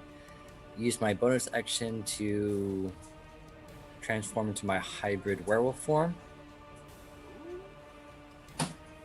Has So- the party seen this yet? I don't know if they've seen this. Say that again? Yeah, we did see it. Blix was very uncomfortable with it. Okay. Yes. Okay. But Yeah, he it just happened. basically saved my life. Not basically, he did. He just saved my life just before doing it. So now I'm getting more comfortable with it. So Blix, you're kind of cowering behind Nick. You just shot off, an arrow between his legs, and suddenly you see his legs go, fur kind of sprouting out. And you hear this cracking and splintering noise. His flesh rends and bends. You see sinew and muscles for a moment with no flesh. It's kind of grisly. Hair sprouts out, and he shapes and shifts. And you're like, oh shit, he's doing that fucking wolf thing again. Front row seat. Thank you for that, Nick. Yeah, just watch out for the Right rocket out thing. of, what is it, Werewolf in London, or American Werewolf in London, where that movie was. Freaking awesome. Yes. Yeah, I love that movie. Alright, Nick, so you and what do you do? Alright, and Get him.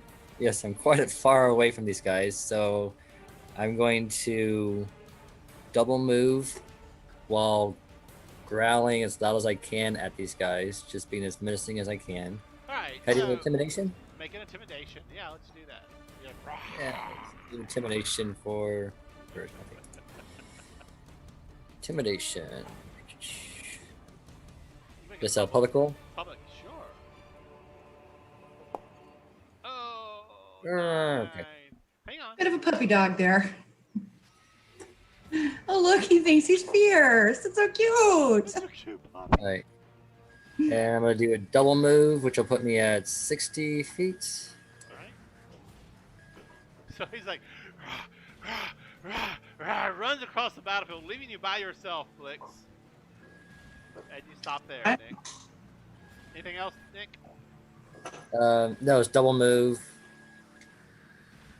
And my bonus action, so that's it. Alright. Pandora. You see the gruesome sight of Nick transform, like, and fur pop out. He's like, just hauls off across the battlefield on all fours, runs towards the wagon. The goblins are like, ah! As he comes running towards them. What do you do, Pandora? I am going to run up. That's as far as I can go using my feline agility. Yeah?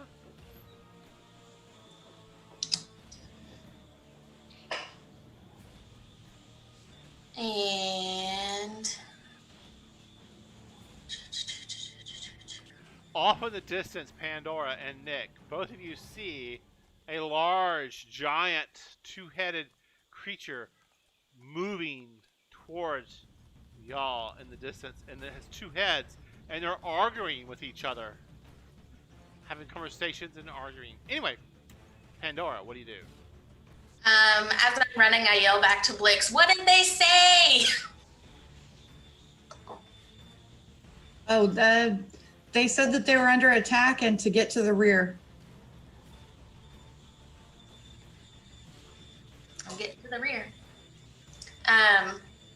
I turn and point my longbow at this guy up here All right.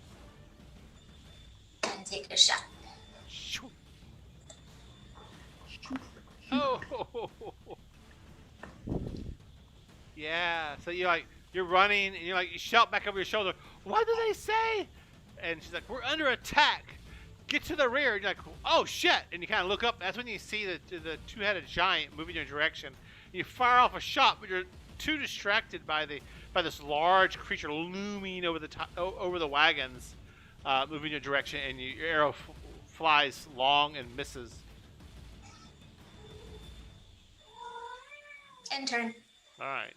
Y'all hear Pandora go. I don't know. That was your cat. I don't know. All right. So the one here.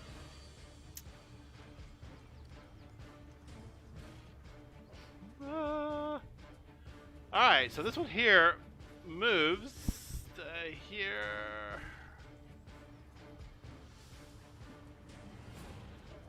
To get more cover, but before it moves though, it fires off at you, Nick, an arrow. Does not like what it sees. This half-were creature moving towards it. Imagine something like halfway between like human and like underworld werewolf. Yeah, so it's so spooked that it just totally misses you as the arrow flies past you long into the distance.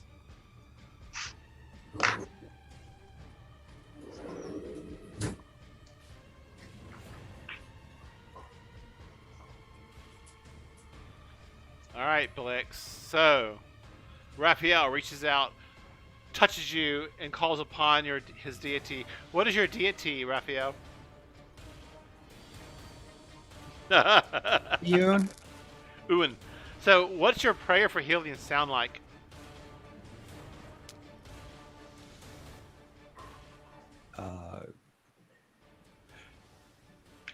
An invocation of like it would be something along the lines of Yoon, may you bless me with the knowledge to heal this being in this moment, spontaneously or something like that. So you feel this energy roll across your body, Blix, and it's almost like a precision type. You feel your wounds being stitched, but in a very precise way, as somebody who had a deep knowledge of the goblin form and body. And as the wounds seal up, where it can heal you, there's no scar left, but where it can't, you're still wounded because it's not quite enough, right? All right. Correct. But again, Blix, what do you do? I would like to shoot at this target from my hiding place. One more time. I didn't see that. I was too Sorry. zoomed in. This one here. I'm still not seeing it. Oh, 75 oh feet. my God, way north. Okay, fine. All right. He's 75 feet from me. Am I hidden? It's got to make a perception check. 1 second. So let's see what we got here. Compared to your number, yes, you are hidden. Yes. Okay. So that means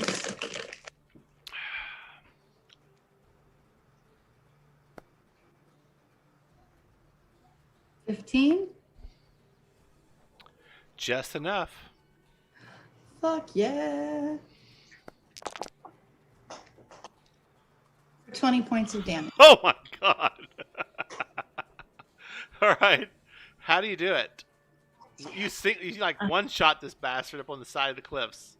I want to see it go like up under his chin, but then he falls forward off the cliff. All right. So yeah, you pull your arrow back, and it just sails true, and it's lightning fast across the battlefield, catches the goblin up under its chin as it was shouting out to its other companions about, we're under attack. Come up here, you fools, and help us. And it's like, and help, and it like kind of wavers on the edge. It drops its bow and it's rolling its arms, but the arrow's sticking out top of its skull. And it's just this natural behavior of the goblin brain as it can't adapt to this, and it falls forward, goes bloof, bloof, bloof down the hill, rolls all the way to the bottom, disappears into the trees at the bottom of the hill. But you are confident this goblin is no more. Bonus action hide. All right, give me a roll, please. So, Good going, Blix. are you going to try to hide behind a wagon or something? Yes. All right.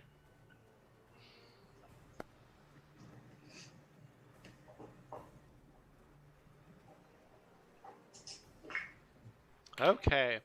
Yeah, you then take your bow, sling it around, run towards the wagon, slide under the wagon, and you like between the wagon, the wheels, and the oxen. About that time, one of the oxen's kind of is like, I need to relieve myself, and starts peeing on the ground. You're like, oh, Jesus. All right. It'll mask my smell. It's fine. All right.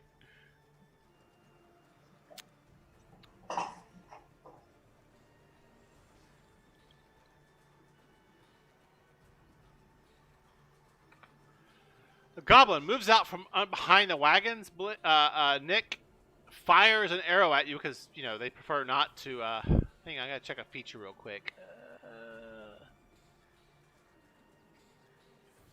I thought goblins had another feature about themselves. Why is this not?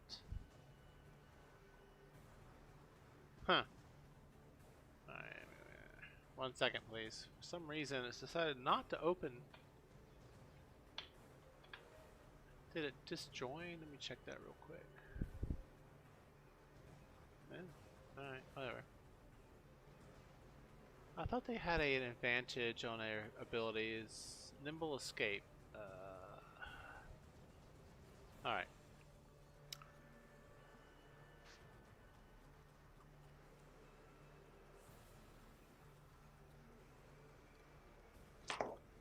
Alright, so he fires off at you. Did I do that already? Nick. Alright. Come on. Alright.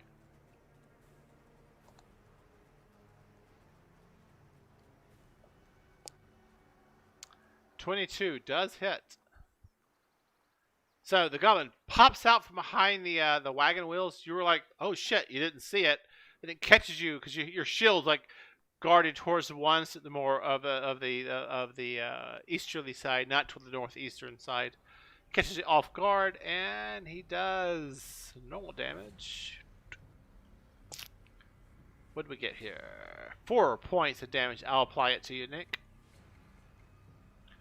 I have resistance to piercing, bludgeoning, and slashing damage. So you can adjust your damage appropriately. I did 4 points of damage to you, so you need to add 2 back, I believe. All right. The next goblin.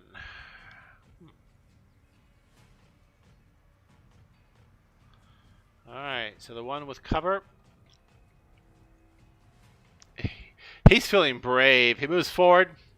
Pulls out his scimitar. He attacks you with it.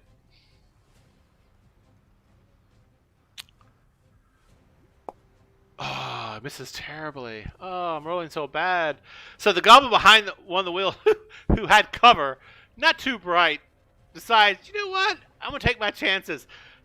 He lurches across the ground, pulls his scimitar out, dropping his bow, and whiffs slashes right before you. And you kind of look at him as he swings at you because he's like a foot short of even swinging at you. It's like, whoosh, right past you. And you're like, you could have moved a little closer, maybe? Yeah, so he totally misses you.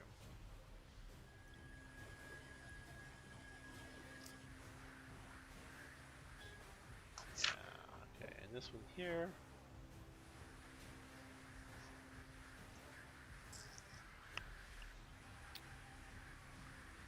That one's dead, so I'll remove him from combat. Move.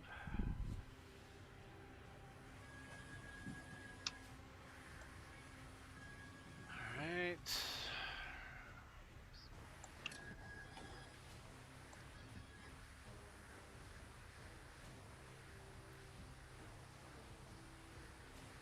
Alright, this one up here. Somebody has a lot of static going on with their microphone. This one will fire at Pandora. Pandora, you have cover, right? Nope. No? No. I'm out in the open. Okay. Oh, wait, his advantage. Let me roll again. Oh, yep, that's the one we use. I don't like that one. I know, I'm sorry. Alright, apply 5 damage to you. Wasn't a lot, so you lucked out. Alright, so up on the hill, over here, this goblin up here on the hill, has been concentrating, slowly but surely, waiting for the opportunity. You step out from behind your cover into the open, and let's go. An arrow catches you right in your lower upper leg area, right deep into the muscles, and sticks into you. Ugh! But not as deadly as it had hoped.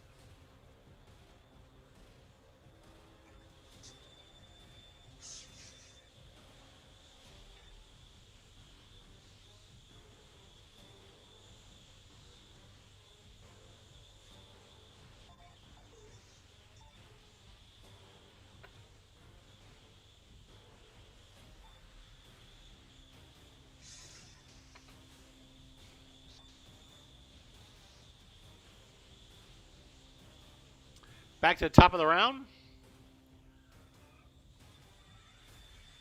Cats. Whoops, sorry. Didn't catch you by accident. What do you do, cats?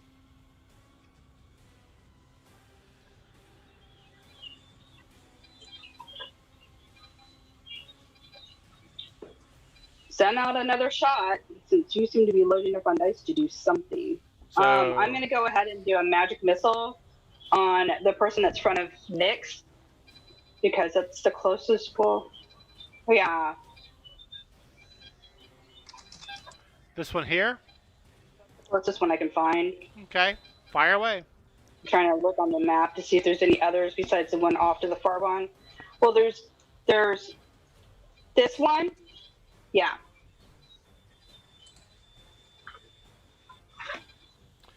So you're attacking this one here. This one here. Alright. So magic is roll damage.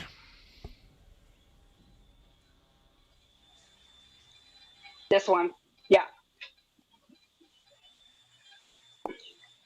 One missile. Okay. Alright, so you kind of look around surveying the battlefield, and It's two. you do your incantation, you hold your hand out, and It's two missiles. The level two. and a bolt of energy flies out across the battlefield, arches. The goblin's like ducking and weaving, trying to get away from it, but it just like eerily follows him and slams into him. He's like, ah! As it hits it with a burst of light. Doesn't get away from the attack. Oh, magic. It sucks. You wish to move, or to stay where you are? Yay! I am going to stay by Blitz, just in case. All right.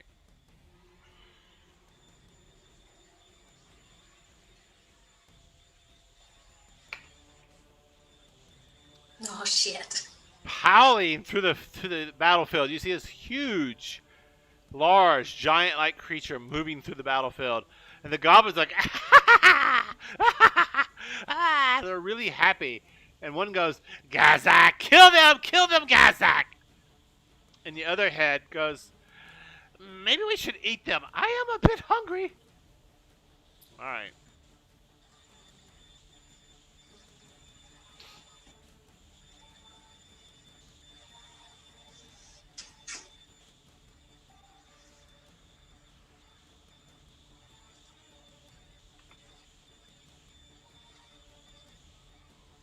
Raphael. And you do see this large creature, giant-ish creature, moving through the battlefield, getting closer and closer to your companions. So I'm going to hybrid wolf out and move 30 feet closer. Uh-huh. And doing the hybrid that is technically my action. Okay.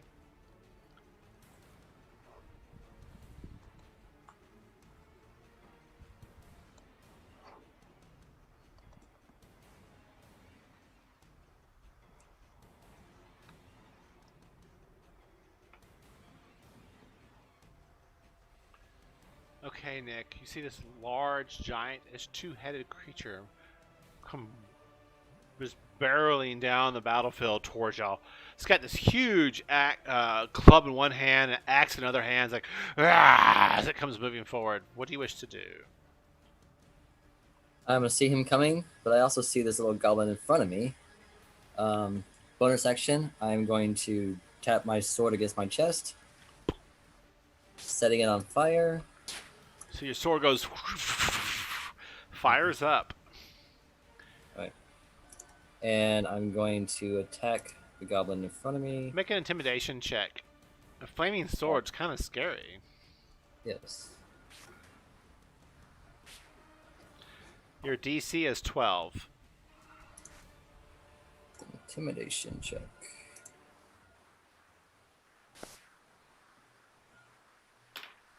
Yeah, it's not intimidated at all. So, make your attack.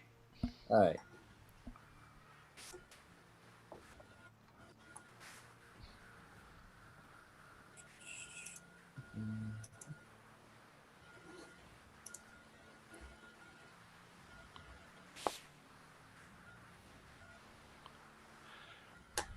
Yeah, unfortunately, your flaming sword whiffs whoosh, above the goblin's head as it ducks below your sword. All right. So it's bonus and action. All right. Is that it? That's it. All right, Nick.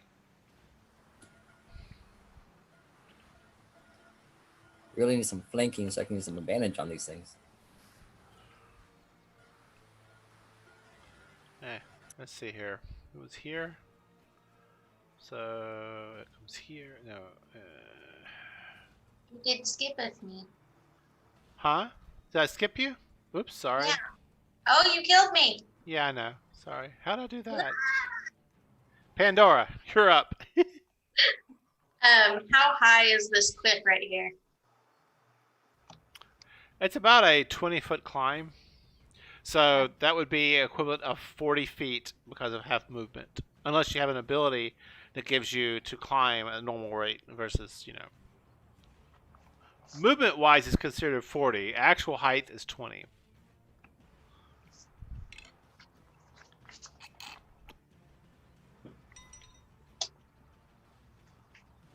I have 20 feet climbing speed. Yeah. That take 2 turns to climb that, basically.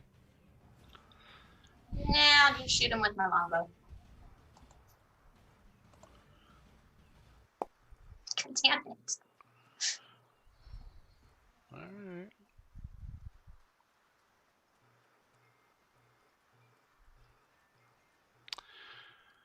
So what do we get here? 11? Yeah, that misses. I'm sorry. Is that it, Pandora? Yeah.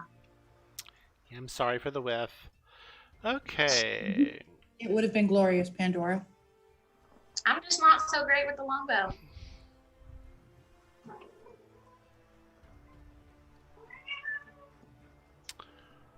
Alright.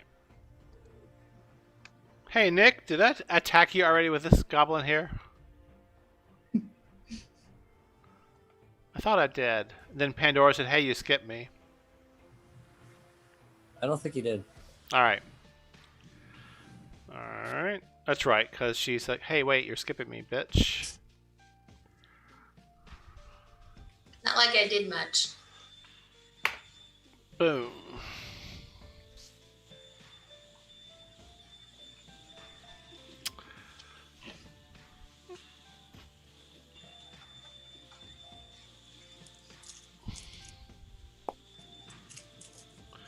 $16 versus armor class. That misses. That misses. Then it uses nimble escape to get cheeky. All right. A goblin scurries out. You're like, ah, and you swing at it, trying to block it. Fortunately, your defenses, even though it got into a position where it was advantageous to it, it still missed you. And then it's like, rah, and it ducks and rolls and bounces out of the way before you can get any kind of attack on it. These bitches are so nimble.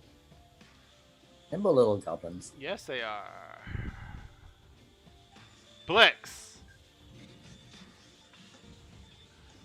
You're I'm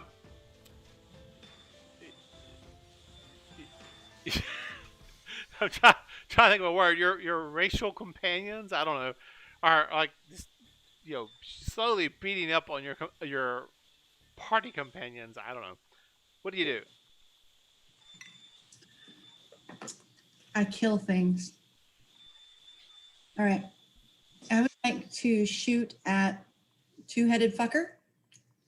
I need to know if I'm actually hidden. Oh. So it has a spot check against your perception check. 1 second.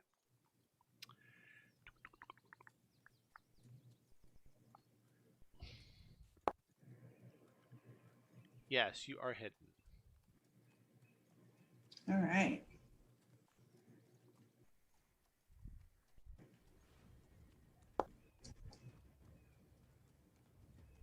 A 21 to hit. Against a two-headed guy? Mm-hmm.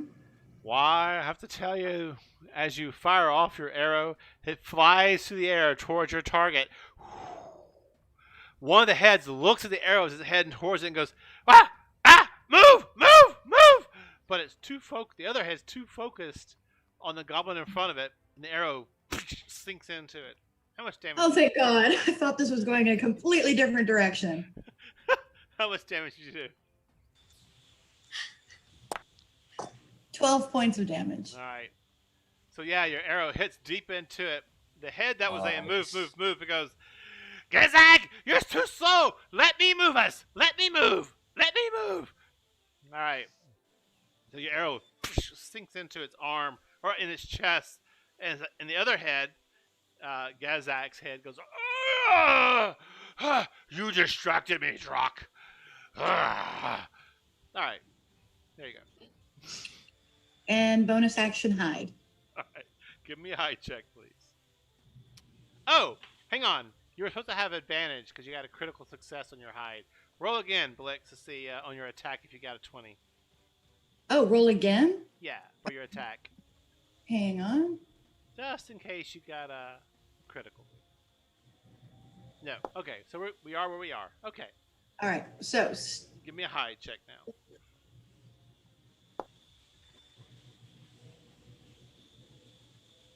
Okay.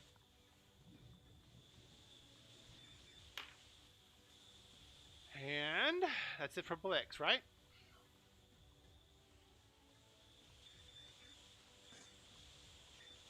Alright, this one will fire an arrow. Blix, the one to the north of you, near the Enton, will take his arrow and fire off at you. at me? No, at Nick. He's nearest. Oh, whew.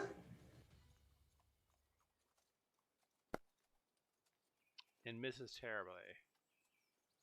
And has no need to move. The one that's currently engaged with Nick will use his nimble escape as a bonus action. Moves away.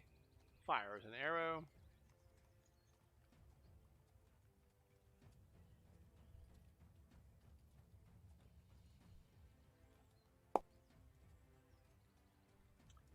Hits.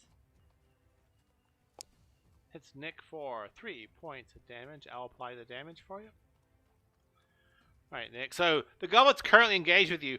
Drops, rolls away from you, easily avoiding any kind of opportunity attack from you. Then as it comes to its feet near the wagon, amazingly, all in one motion, pulls its arrow out, pulls its bow out and an arrow out, all in one motion, like from Hunger Games, and fires an arrow at you. Catches you in your lower leg. It kind of is excited at it that it managed to pull that off.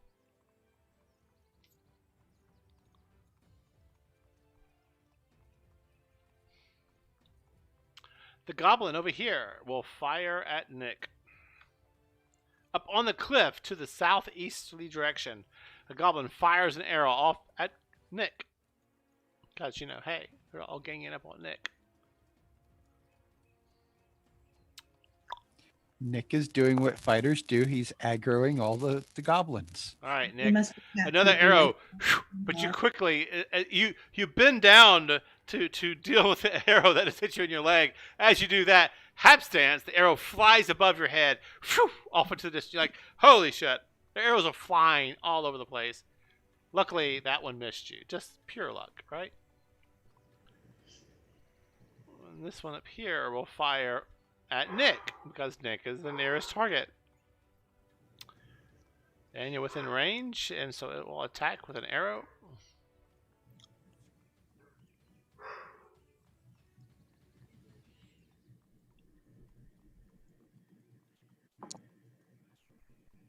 (16) misses, right? Yeah. So you duck, 2 arrows fly above your head, both missing you, and you're like, "Oh, wow, okay, I'm good. I'm good." Back to the top of the order. That one doesn't do anything. Cats, you're way at the bottom of the battlefield. Let's stop here for a second and take a 5-minute break. I need to go use the restroom real quick, so we're gonna do that really quick. Okay? Take a 5-er, folks.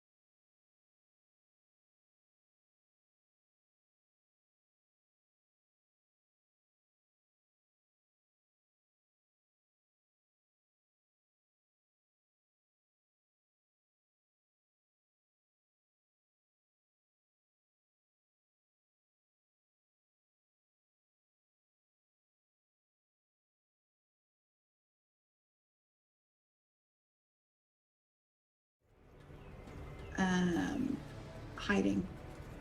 Oh, but my first roll was a 20. Oh no, my second roll was 20. That's a crit. Mm-hmm. Nice. Crit and hidden and everything. Yeah.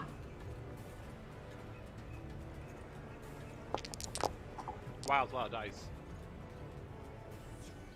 30 points. 30 Are you kidding me? Oh my god. I'm not kidding you. I just critted a stealth attack. Yeah, Good they do Lord. awesome damage. Get him, Blixie. All right. Yeah. I was aiming for the left head, but however that played out, you tell me. I don't know. Yeah. So it was ducking and weaving. Your arrow fires off. It's not the head you hit. It's right in the crotch, and it wails both heads. Ah! As you slam into its crotch, blood just goes across the ground, and it reaches down, and it's like, oh! Almost drops to a knee. Anything else, Blix? Yes, I am going to move. I am using the wrong tool. Hang on. And then I'm going to bonus action dash into the shrubbery here, hoping that it hides me or gives me a little bit of cover. All right. Roll me a hide check, please. Blind.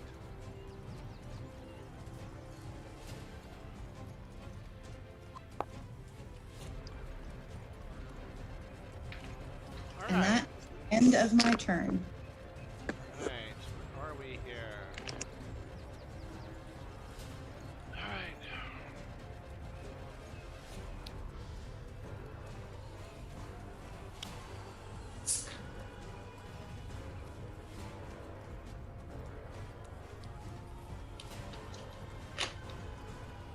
Nick, the goblin to the north of you, northeasterly of you, fires an attack at you with a short bow. 22 is a hit. Oh my god, hits you for 8 points of damage. Did you take half of that or not? It's piercing. I take half of it, but as a reaction, I attack the int in front of me. Oh. What power is that? That is part of my hybrid, where if I drop below half of my blood loss, whatever, I attack the nearest enemy. Alright. Or creature. Not enemy, creature. Alright. Roll to hit. That could become problematic in the future. Yeah.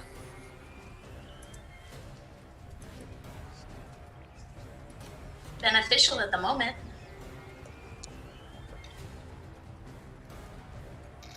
We 11 to attack. You just miss. Your great sword grazes off the hide of this giant creature. While you hit it, it doesn't inflict any damage at all. Alright.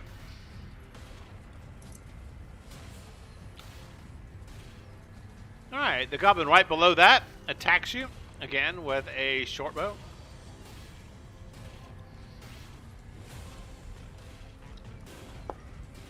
Oh, I got a crit! Yeah, baby! Wait, I'm not supposed to be excited, right? Thank God it's not the it. Be very happy. 8 points of damage. So 4? You play half or not? Yeah, still have. Alright, I'll apply that to you. Alright, done. And moving on.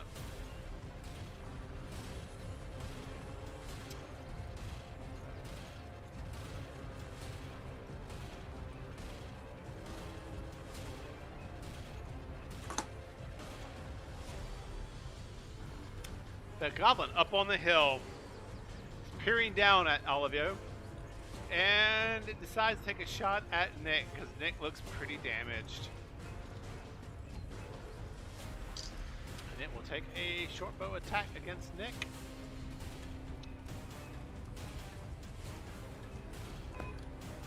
Oh, almost an 18 there. 15? Yeah. Nope. Alright, an arrow slices past you. The last second you duck out of the way, actually leaning against the Enton, kind of up against his thigh. The waxy, foul odor kind of spills over you. But you did avoid getting attacked and hit. Top of the order, Cats, you'll be next, so be prepared.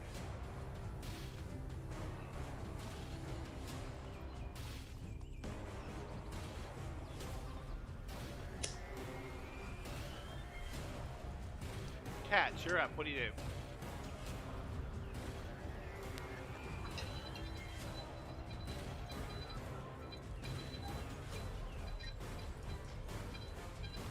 I get a little bit closer. Right. So I'm going to move just about right here. And then I'm going to go ahead and do Witch's Bolt on the close. I'm going to do Witch's Bolt on this dude. Which dude? The inn? Okay. Duck. We're just doing the end. 14 hits. Yes. 14. Alright. Yeah. Damage. Yeah, so your witch's bolt slams into Yeah. the 9. with the chaotic Wasn't as great as 30, but that's still pretty good. chaotic energy For me. slams into the creature, rolls across its body. It both heads wail in pain as it hits it, but it's still up.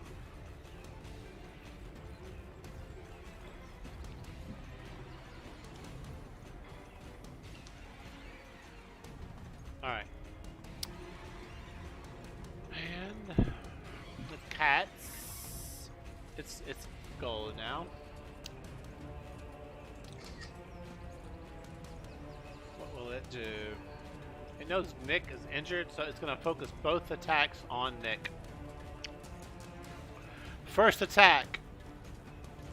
The battle axe comes slamming towards you, Nick. 17 misses. The Morning Star attack. The other head, the other head refers to as Drorek, attacks you with the Morning Star. Oh, the 22, it's a hit. Doing 7, oh my god, 17 points of damage. You take half of that, don't you? Yeah, but I'm down.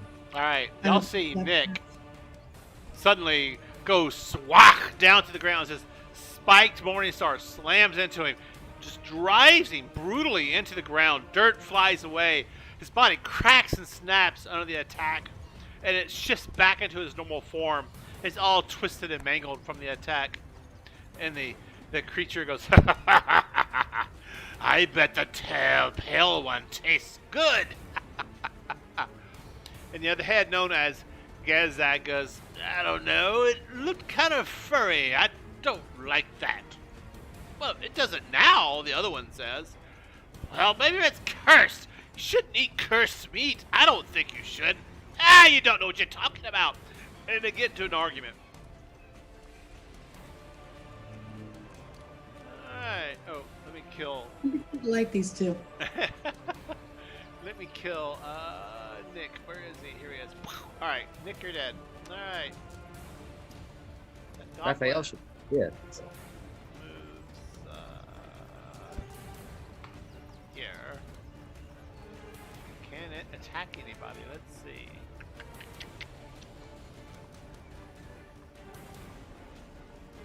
It can attack Raphael, but with disadvantage due to cover. So it will actually. I got 2D armor class Raphael. A goblin attacks you with its arrow attack, with its short bow. To add 2 to your armor class, because you got some cover. I rolled a 6. I do believe that is a miss. Raphael, an arrow sails past you. What do you wish to do? It's now my turn, yes? Yes. All right. So,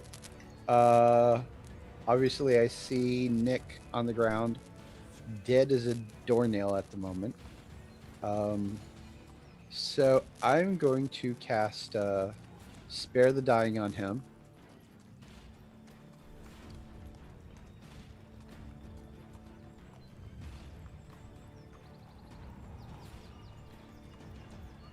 Do. Spare the dying. There we go. Oh, I have to go around and touch him. Okay.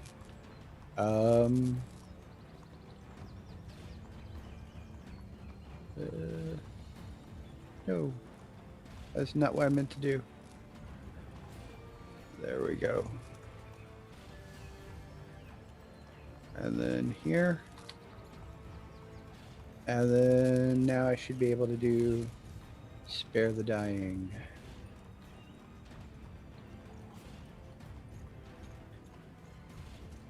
Come on. Before you cast your I know. spell, I think your move is only 30, isn't it? Yeah. 5, 10, 15, 20, 25, 30, 35. Okay. But you can move to here at least. Or Or you can double move. Or you can But- you can attack and then move. Yeah. Well, if he goes around the north side, he'll be flanking with Pandora. That's true. It's up to him to decide if he's smart enough to know that. Yeah.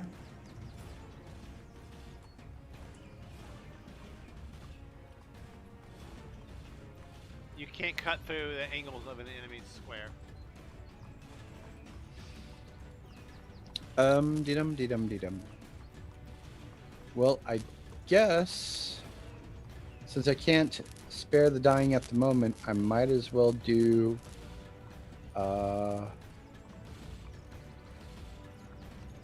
If you move here, you can get Mhm. advantage on your attack. okay.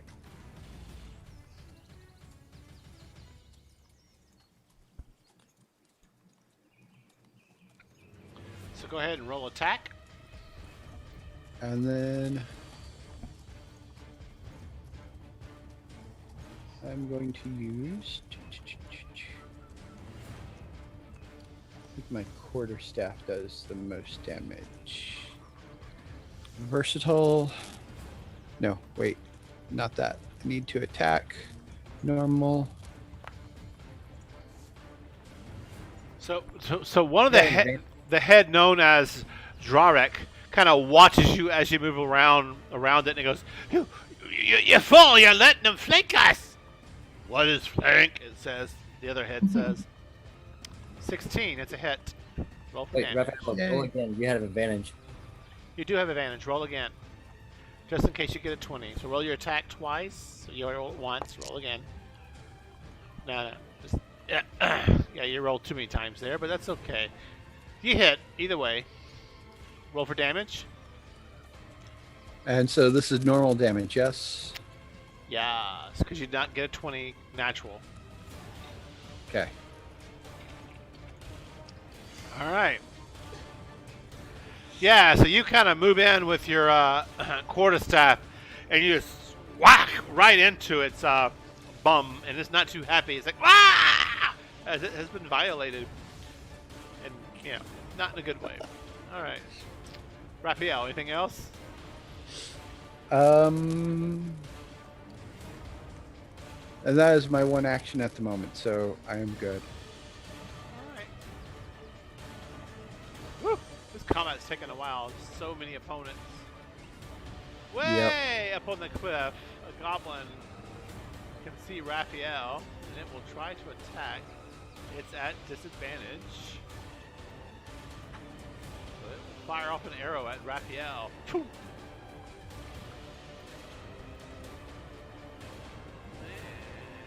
Attack. Disadvantage. Boom. 6 is a miss. An arrow goes whew, right past your head, really high, misses you. You see a goblin, and this is going ah, really upset that it missed you, and it's screaming out at Gezag, Gezag, kill it, kill it! It shouts out. All right, and the goblins are kind of cute. Nick, Thank you. I need a death save, please. Dun dun dun.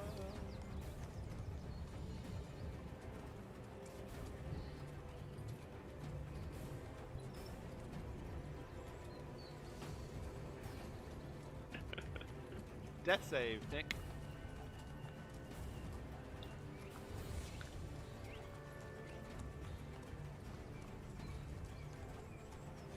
Death save, Nick. You're muted. And it's a failure. Ooh. Oh no. Alright.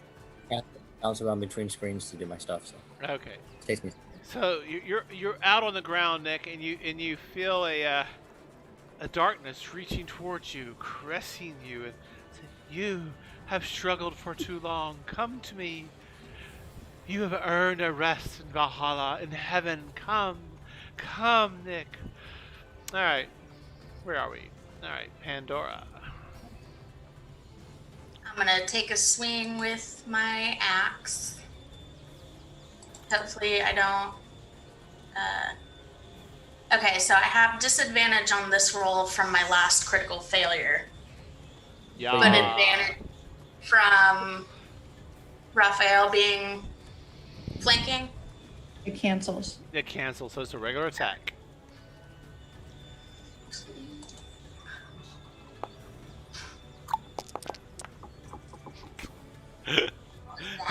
You miss. Sorry. All right, Pandora.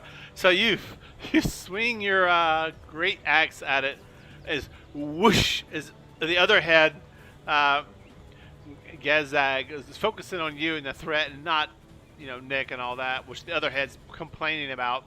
And it moves its leg just in time, bats away your attack with its great axe. Pink, and you miss. All right. Do you say where you are, or do you move? I'm gonna just stay here. And All cry. right. Bonus action cry. That's a free action.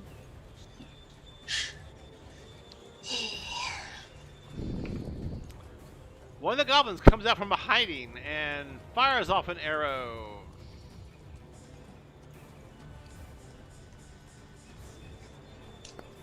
And yeah, so it's like it comes out from behind the wagon wheel, whoop, throws off an arrow at you, but it misses greatly, Pandora. I think. Yeah, your armor. Yeah, because you're in armor still. All right. And then it moves back, getting up under the wagon to get cover.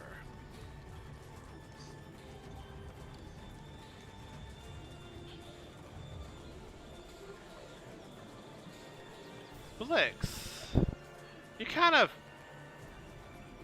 engaged in this combat, but you've had a moment to kind of look around, and you're like, wait a minute, I recognize this. This is Countess Indigo's Circus of Gravitas. You recognize this was the group you worked with way back when in your life. You recognize these individuals. Oh my god! Alright. Anyway. Mom! You suddenly realize these are the friends you traveled with for years, under attack by these creatures. Anyway, what do you do, Blix? So these goblins and this, whatever this is, Ginormo McDiehard, these are the things that are attacking my circus friends? Yes. All right. I am going to shoot Fluffy Butt. Fluffy butt. I didn't know my cat was in the game. His name is Fancy Pants. Right? 21 to No, hit. she is definitely a fluff butt because she's a Turkish Angora long hair. So you're attacking the Inton, right? Yes. Okay, yeah, you hit. So is there a way for me to send you 15 a points of private damage. message? Let me see here. Alright. Yeah, 1 second. I want to look up something. I thought there was a way to send you a message. Private GM role / hang on. So I'm going to look up a thing and see Foundry VT. Foundry VTT private message. Let's see if I can do that real quick. Chat messages. So chat log, chat commands, in character, OCC, emote, whisper, target, and message. Okay, let me try this real quick. So I do slash whisper. Okay, I'm gonna try that. And reload my UI because it's all locked up.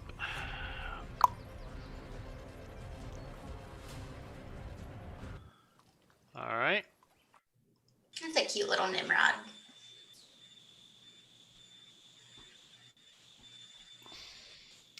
Did you get my whisper? I had to reload my UI because it all locked up. Slash WISPER, right? Mm-hmm. WISHPR is a whisper. WHISPER. Bronze foot. Hello. So your name causes a problem. Did you get it? No, I didn't. Do just Blix. W Just do /W space Blix. space Blix. Hello. Target. User exists for whisper. Does not Yeah, so great. Your name has a space in it, so it doesn't know how to do it. That sucks. Wait a minute, can we change that? So Blix, BRONCE foot. Hello.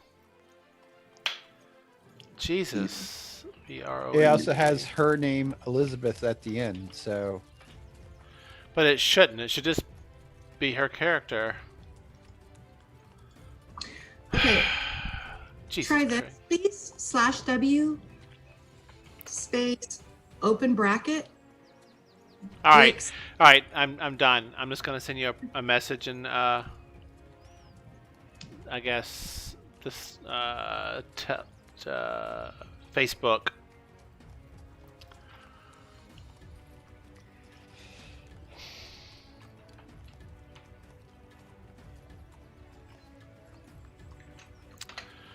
So there's a message to you in Facebook that has the troops' names and stuff, just so you know who they are. Just got it. Alright, so anyway, after all that uncomfortable bullshit with the UI not really being intuitive, I should say /W, the ampersand symbol, and it should give me a list of names. I select your name, and then I do my message. It's stupid that I have to type all that crap out. Alright, so where are we? Blix, is it your goal, or did you go already? No, you have not gone yet. No, I did. I shot the dude. You did, yeah. 13. Hey, Okay. Pandora whispered at me. So I don't know how she did it, but The way that Blix typed it with the Blix bronze foot in. yeah, Right. that's just like too much. I should /W ampersand BL, and it should give me a list of names, and boom, I select it, and then my message, and done. Yeah, the developers should know this crap. All right. Anyway, Blix, after all of that anticlimactic crap, So, do I see anybody that I know at this point, or just the bad guys? no, Blix. So you fire off your arrow. It sails, catches one of the huge heads right in the eyes. Its head rolls back, blood gouts out. How do you do this? Oh, I want an explosion of blood. All right, Kill Bill style, right? All right. Tarantino-esque. All right, so where is that creature up here? Yeah, so yeah, you catch it. It slices through one of the major arteries. The other head, its arm reaches up, tries to grab the neck to stop the bleeding, but the other head's already dead. So the head that's called, I lost that. Where'd it go? Drarek, the female-ish head. Goes, no! As the other head just rolls back and blood's spilling down its chest, and just just like a fluid, just gouge of blood. Not gouge. What's the word for it? Fountains? Huh? Fountains? Yeah, that's the word though. It's just a huge flow of blood just pours onto the ground, puddles around your foot, Pandora, and it kind of stumbles one foot, then drops to one knee, and then it just kind of rolls forward. The head that is still semi-alive looks at you, Pandora, and it goes, "Curse you!" And then it just stops breathing and dies. I didn't even hit it. Why is it cursing me?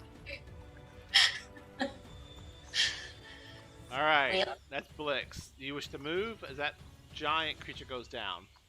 Yeah, I'm going to move up 5, 10, 15, 20, 25. I'm going to stop here and bonus action hide. All right. Give me a hide check, please. And while you're doing that,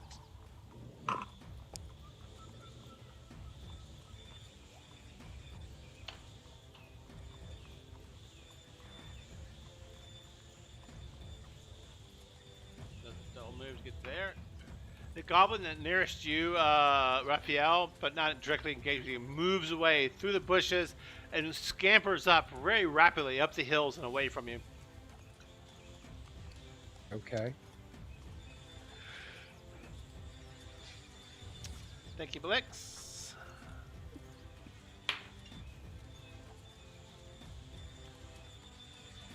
And it's shouting out in Goblin, which you understand, Blix. This one, right here by the wagon, Raphael, sees you, fires an arrow at you. Okay. —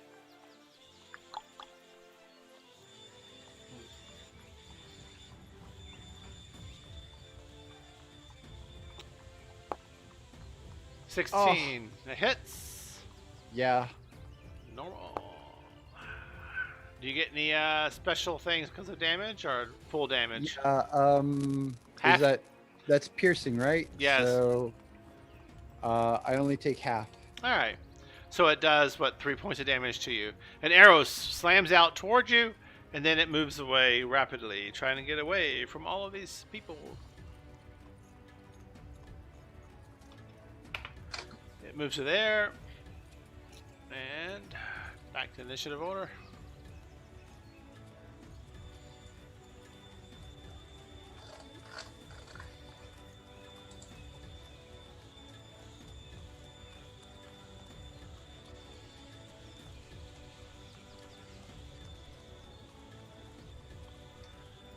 So up here, fires an arrow at Raphael.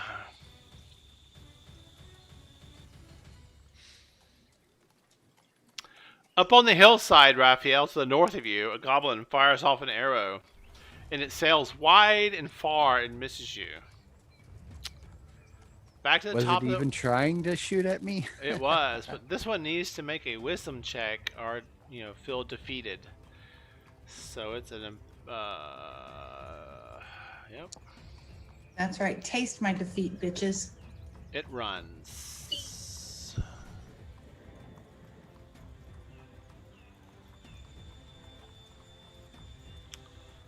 It saw its friend go down, the huge Enton, and does not like the odds. And it runs away. Run away. Cats, what do you do?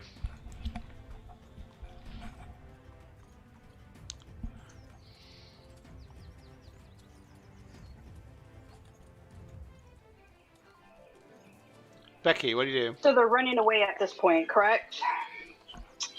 Some of them, not all of them. You can make a perception check if you want. That's what I'm saying. Are they running away or? You can take Okay. an action and take a perception I do check. that first before I decide I'm gonna If throw you off an arrow. if you do that throw though, you use your action. You can either attack or take an action to perceive what's going on with your enemies. Which would you rather do? Attack or perceive?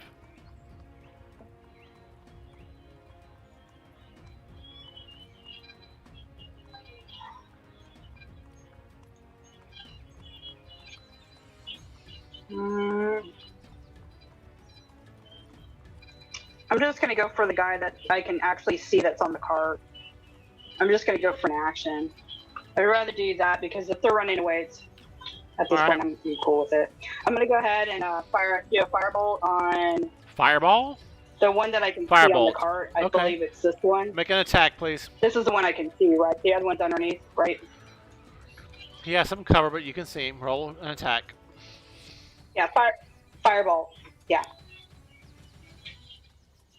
He has plus to his armor class. So he's got a 16, 17. You hit for 5 points of damage. Oh, I'm rolling. Hit. You blast that creature to smithereens. What does it look like?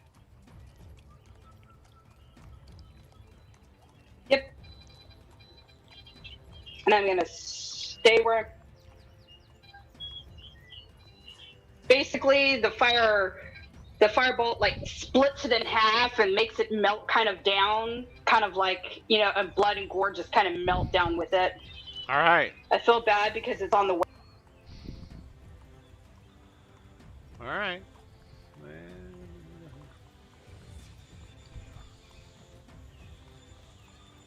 He gets a wisdom save. It's actually a saving throw, not a wisdom. Oops, I did that wrong last time, but that's all right. So, saving throw, normal, and he runs. 10, 15, 20, 25, 30, 35, 40, 45, 50, 55, 60. He will take an attack, just an opportunity attack as the creature runs past him.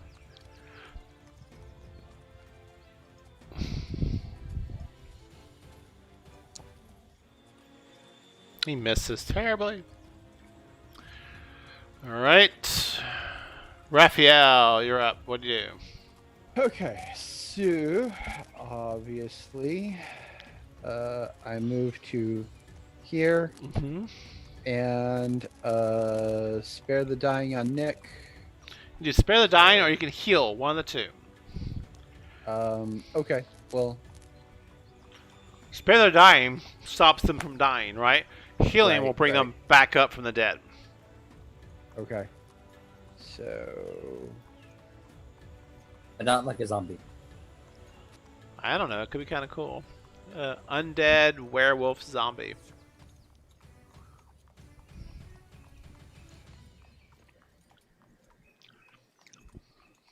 and there. Normal.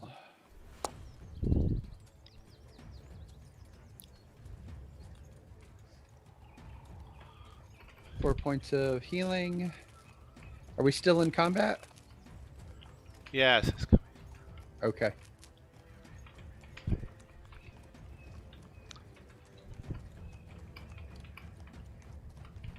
Thank you very much. You're welcome. Welcome back to the land of the living. All right.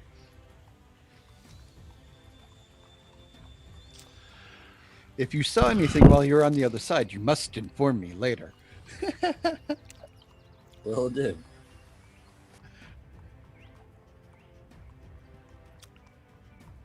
All right, Nick, what do you do? You're prone. I'm going to get up All right. with my sword and shield. Look around and see if there's anything left. Yes, there are, but they are obviously routed and fleeing. Yeah.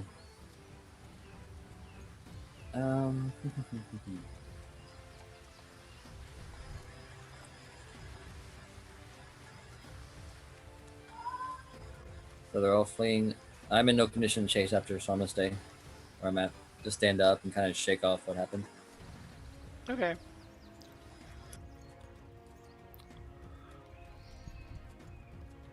Pandora, you're muted. What do you do?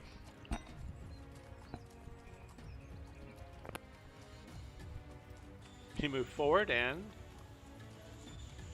I would like to, I guess, shoot this guy. Why are you okay, not working? I see that.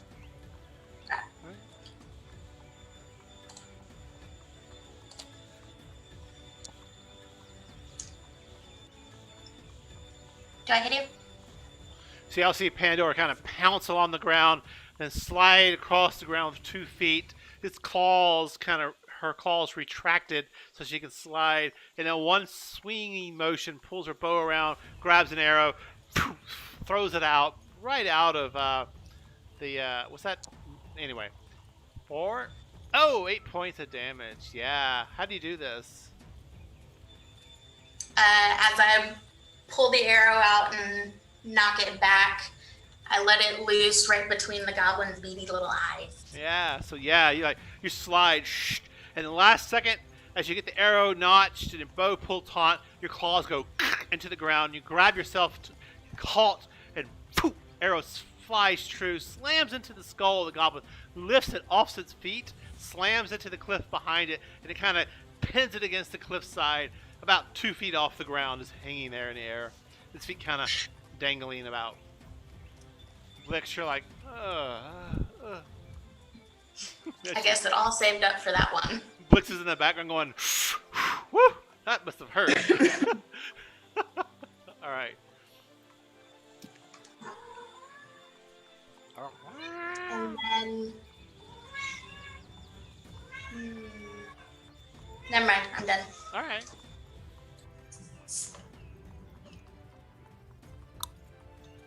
Alrighty. Blix, what do you do? Bronze foot. I am shooting a thing. I'm shooting at this. You're killing your own kind. What kind of goblin are you? I'm gonna kill your kind. Best kind. Wait, am I hidden? From the one on the hill? Yeah. This one up here, you're wanting to attack, right? So let's do a perception check on that one. Let's see if it sees you. It got a 9. You are hidden. Badass. That's a hit. Oh, you're such a mean goblin. Oh my god, how do you do this? It's like a one-shotter. How do you do this? Gosh, can I get him? Well, no, it wasn't that good. I wanted to kind of lift him slightly, just an inch or two fully off the ground, and push him backwards onto his back. Right, so you pull out your arrow, and the goblin's like pulling his own bow and arrow out, and he's like aiming off into the battlefield, looking for a target. And as it's looking, it's not paying attention to threats, and that's when you catch it right smack where the third eye would be on its forehead, lifting it up in the air, and it slides back 5 feet and falls dead, still holding the arrow and the bow. Like, his brain never realized that it was dead. All right, clean kill. Anything else? Yeah, bonus action hide. Give me a concealed hide check, please. A blind hide check. Ooh, okay. That's good to know. Thank you. Alright. Alright, guys and ladies. You have two options. You can either keep churning through this or allow the goblins to flee. Which do y'all wish to do? I say we let him flee.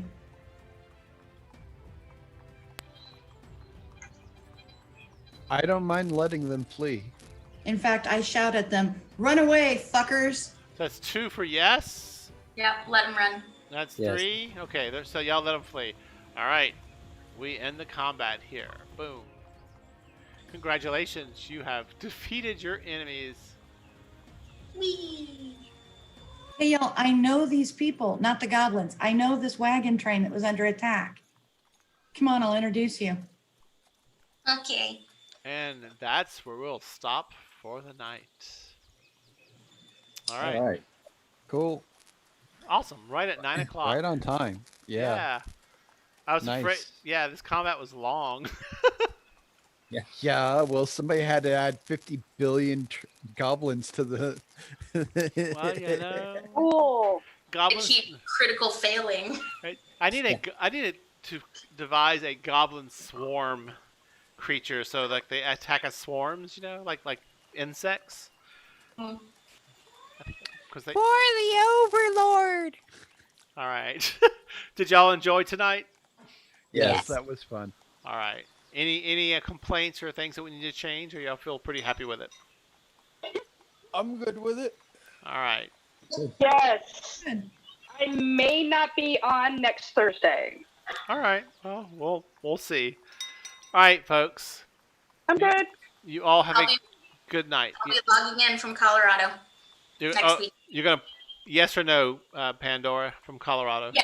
Okay. No, I will be playing just All from Colorado. All right. Well, cool beans. All right, folks. Have a good night.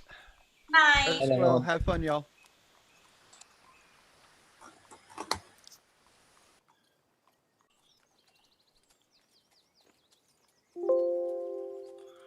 And that's it for the night. Thank you for watching.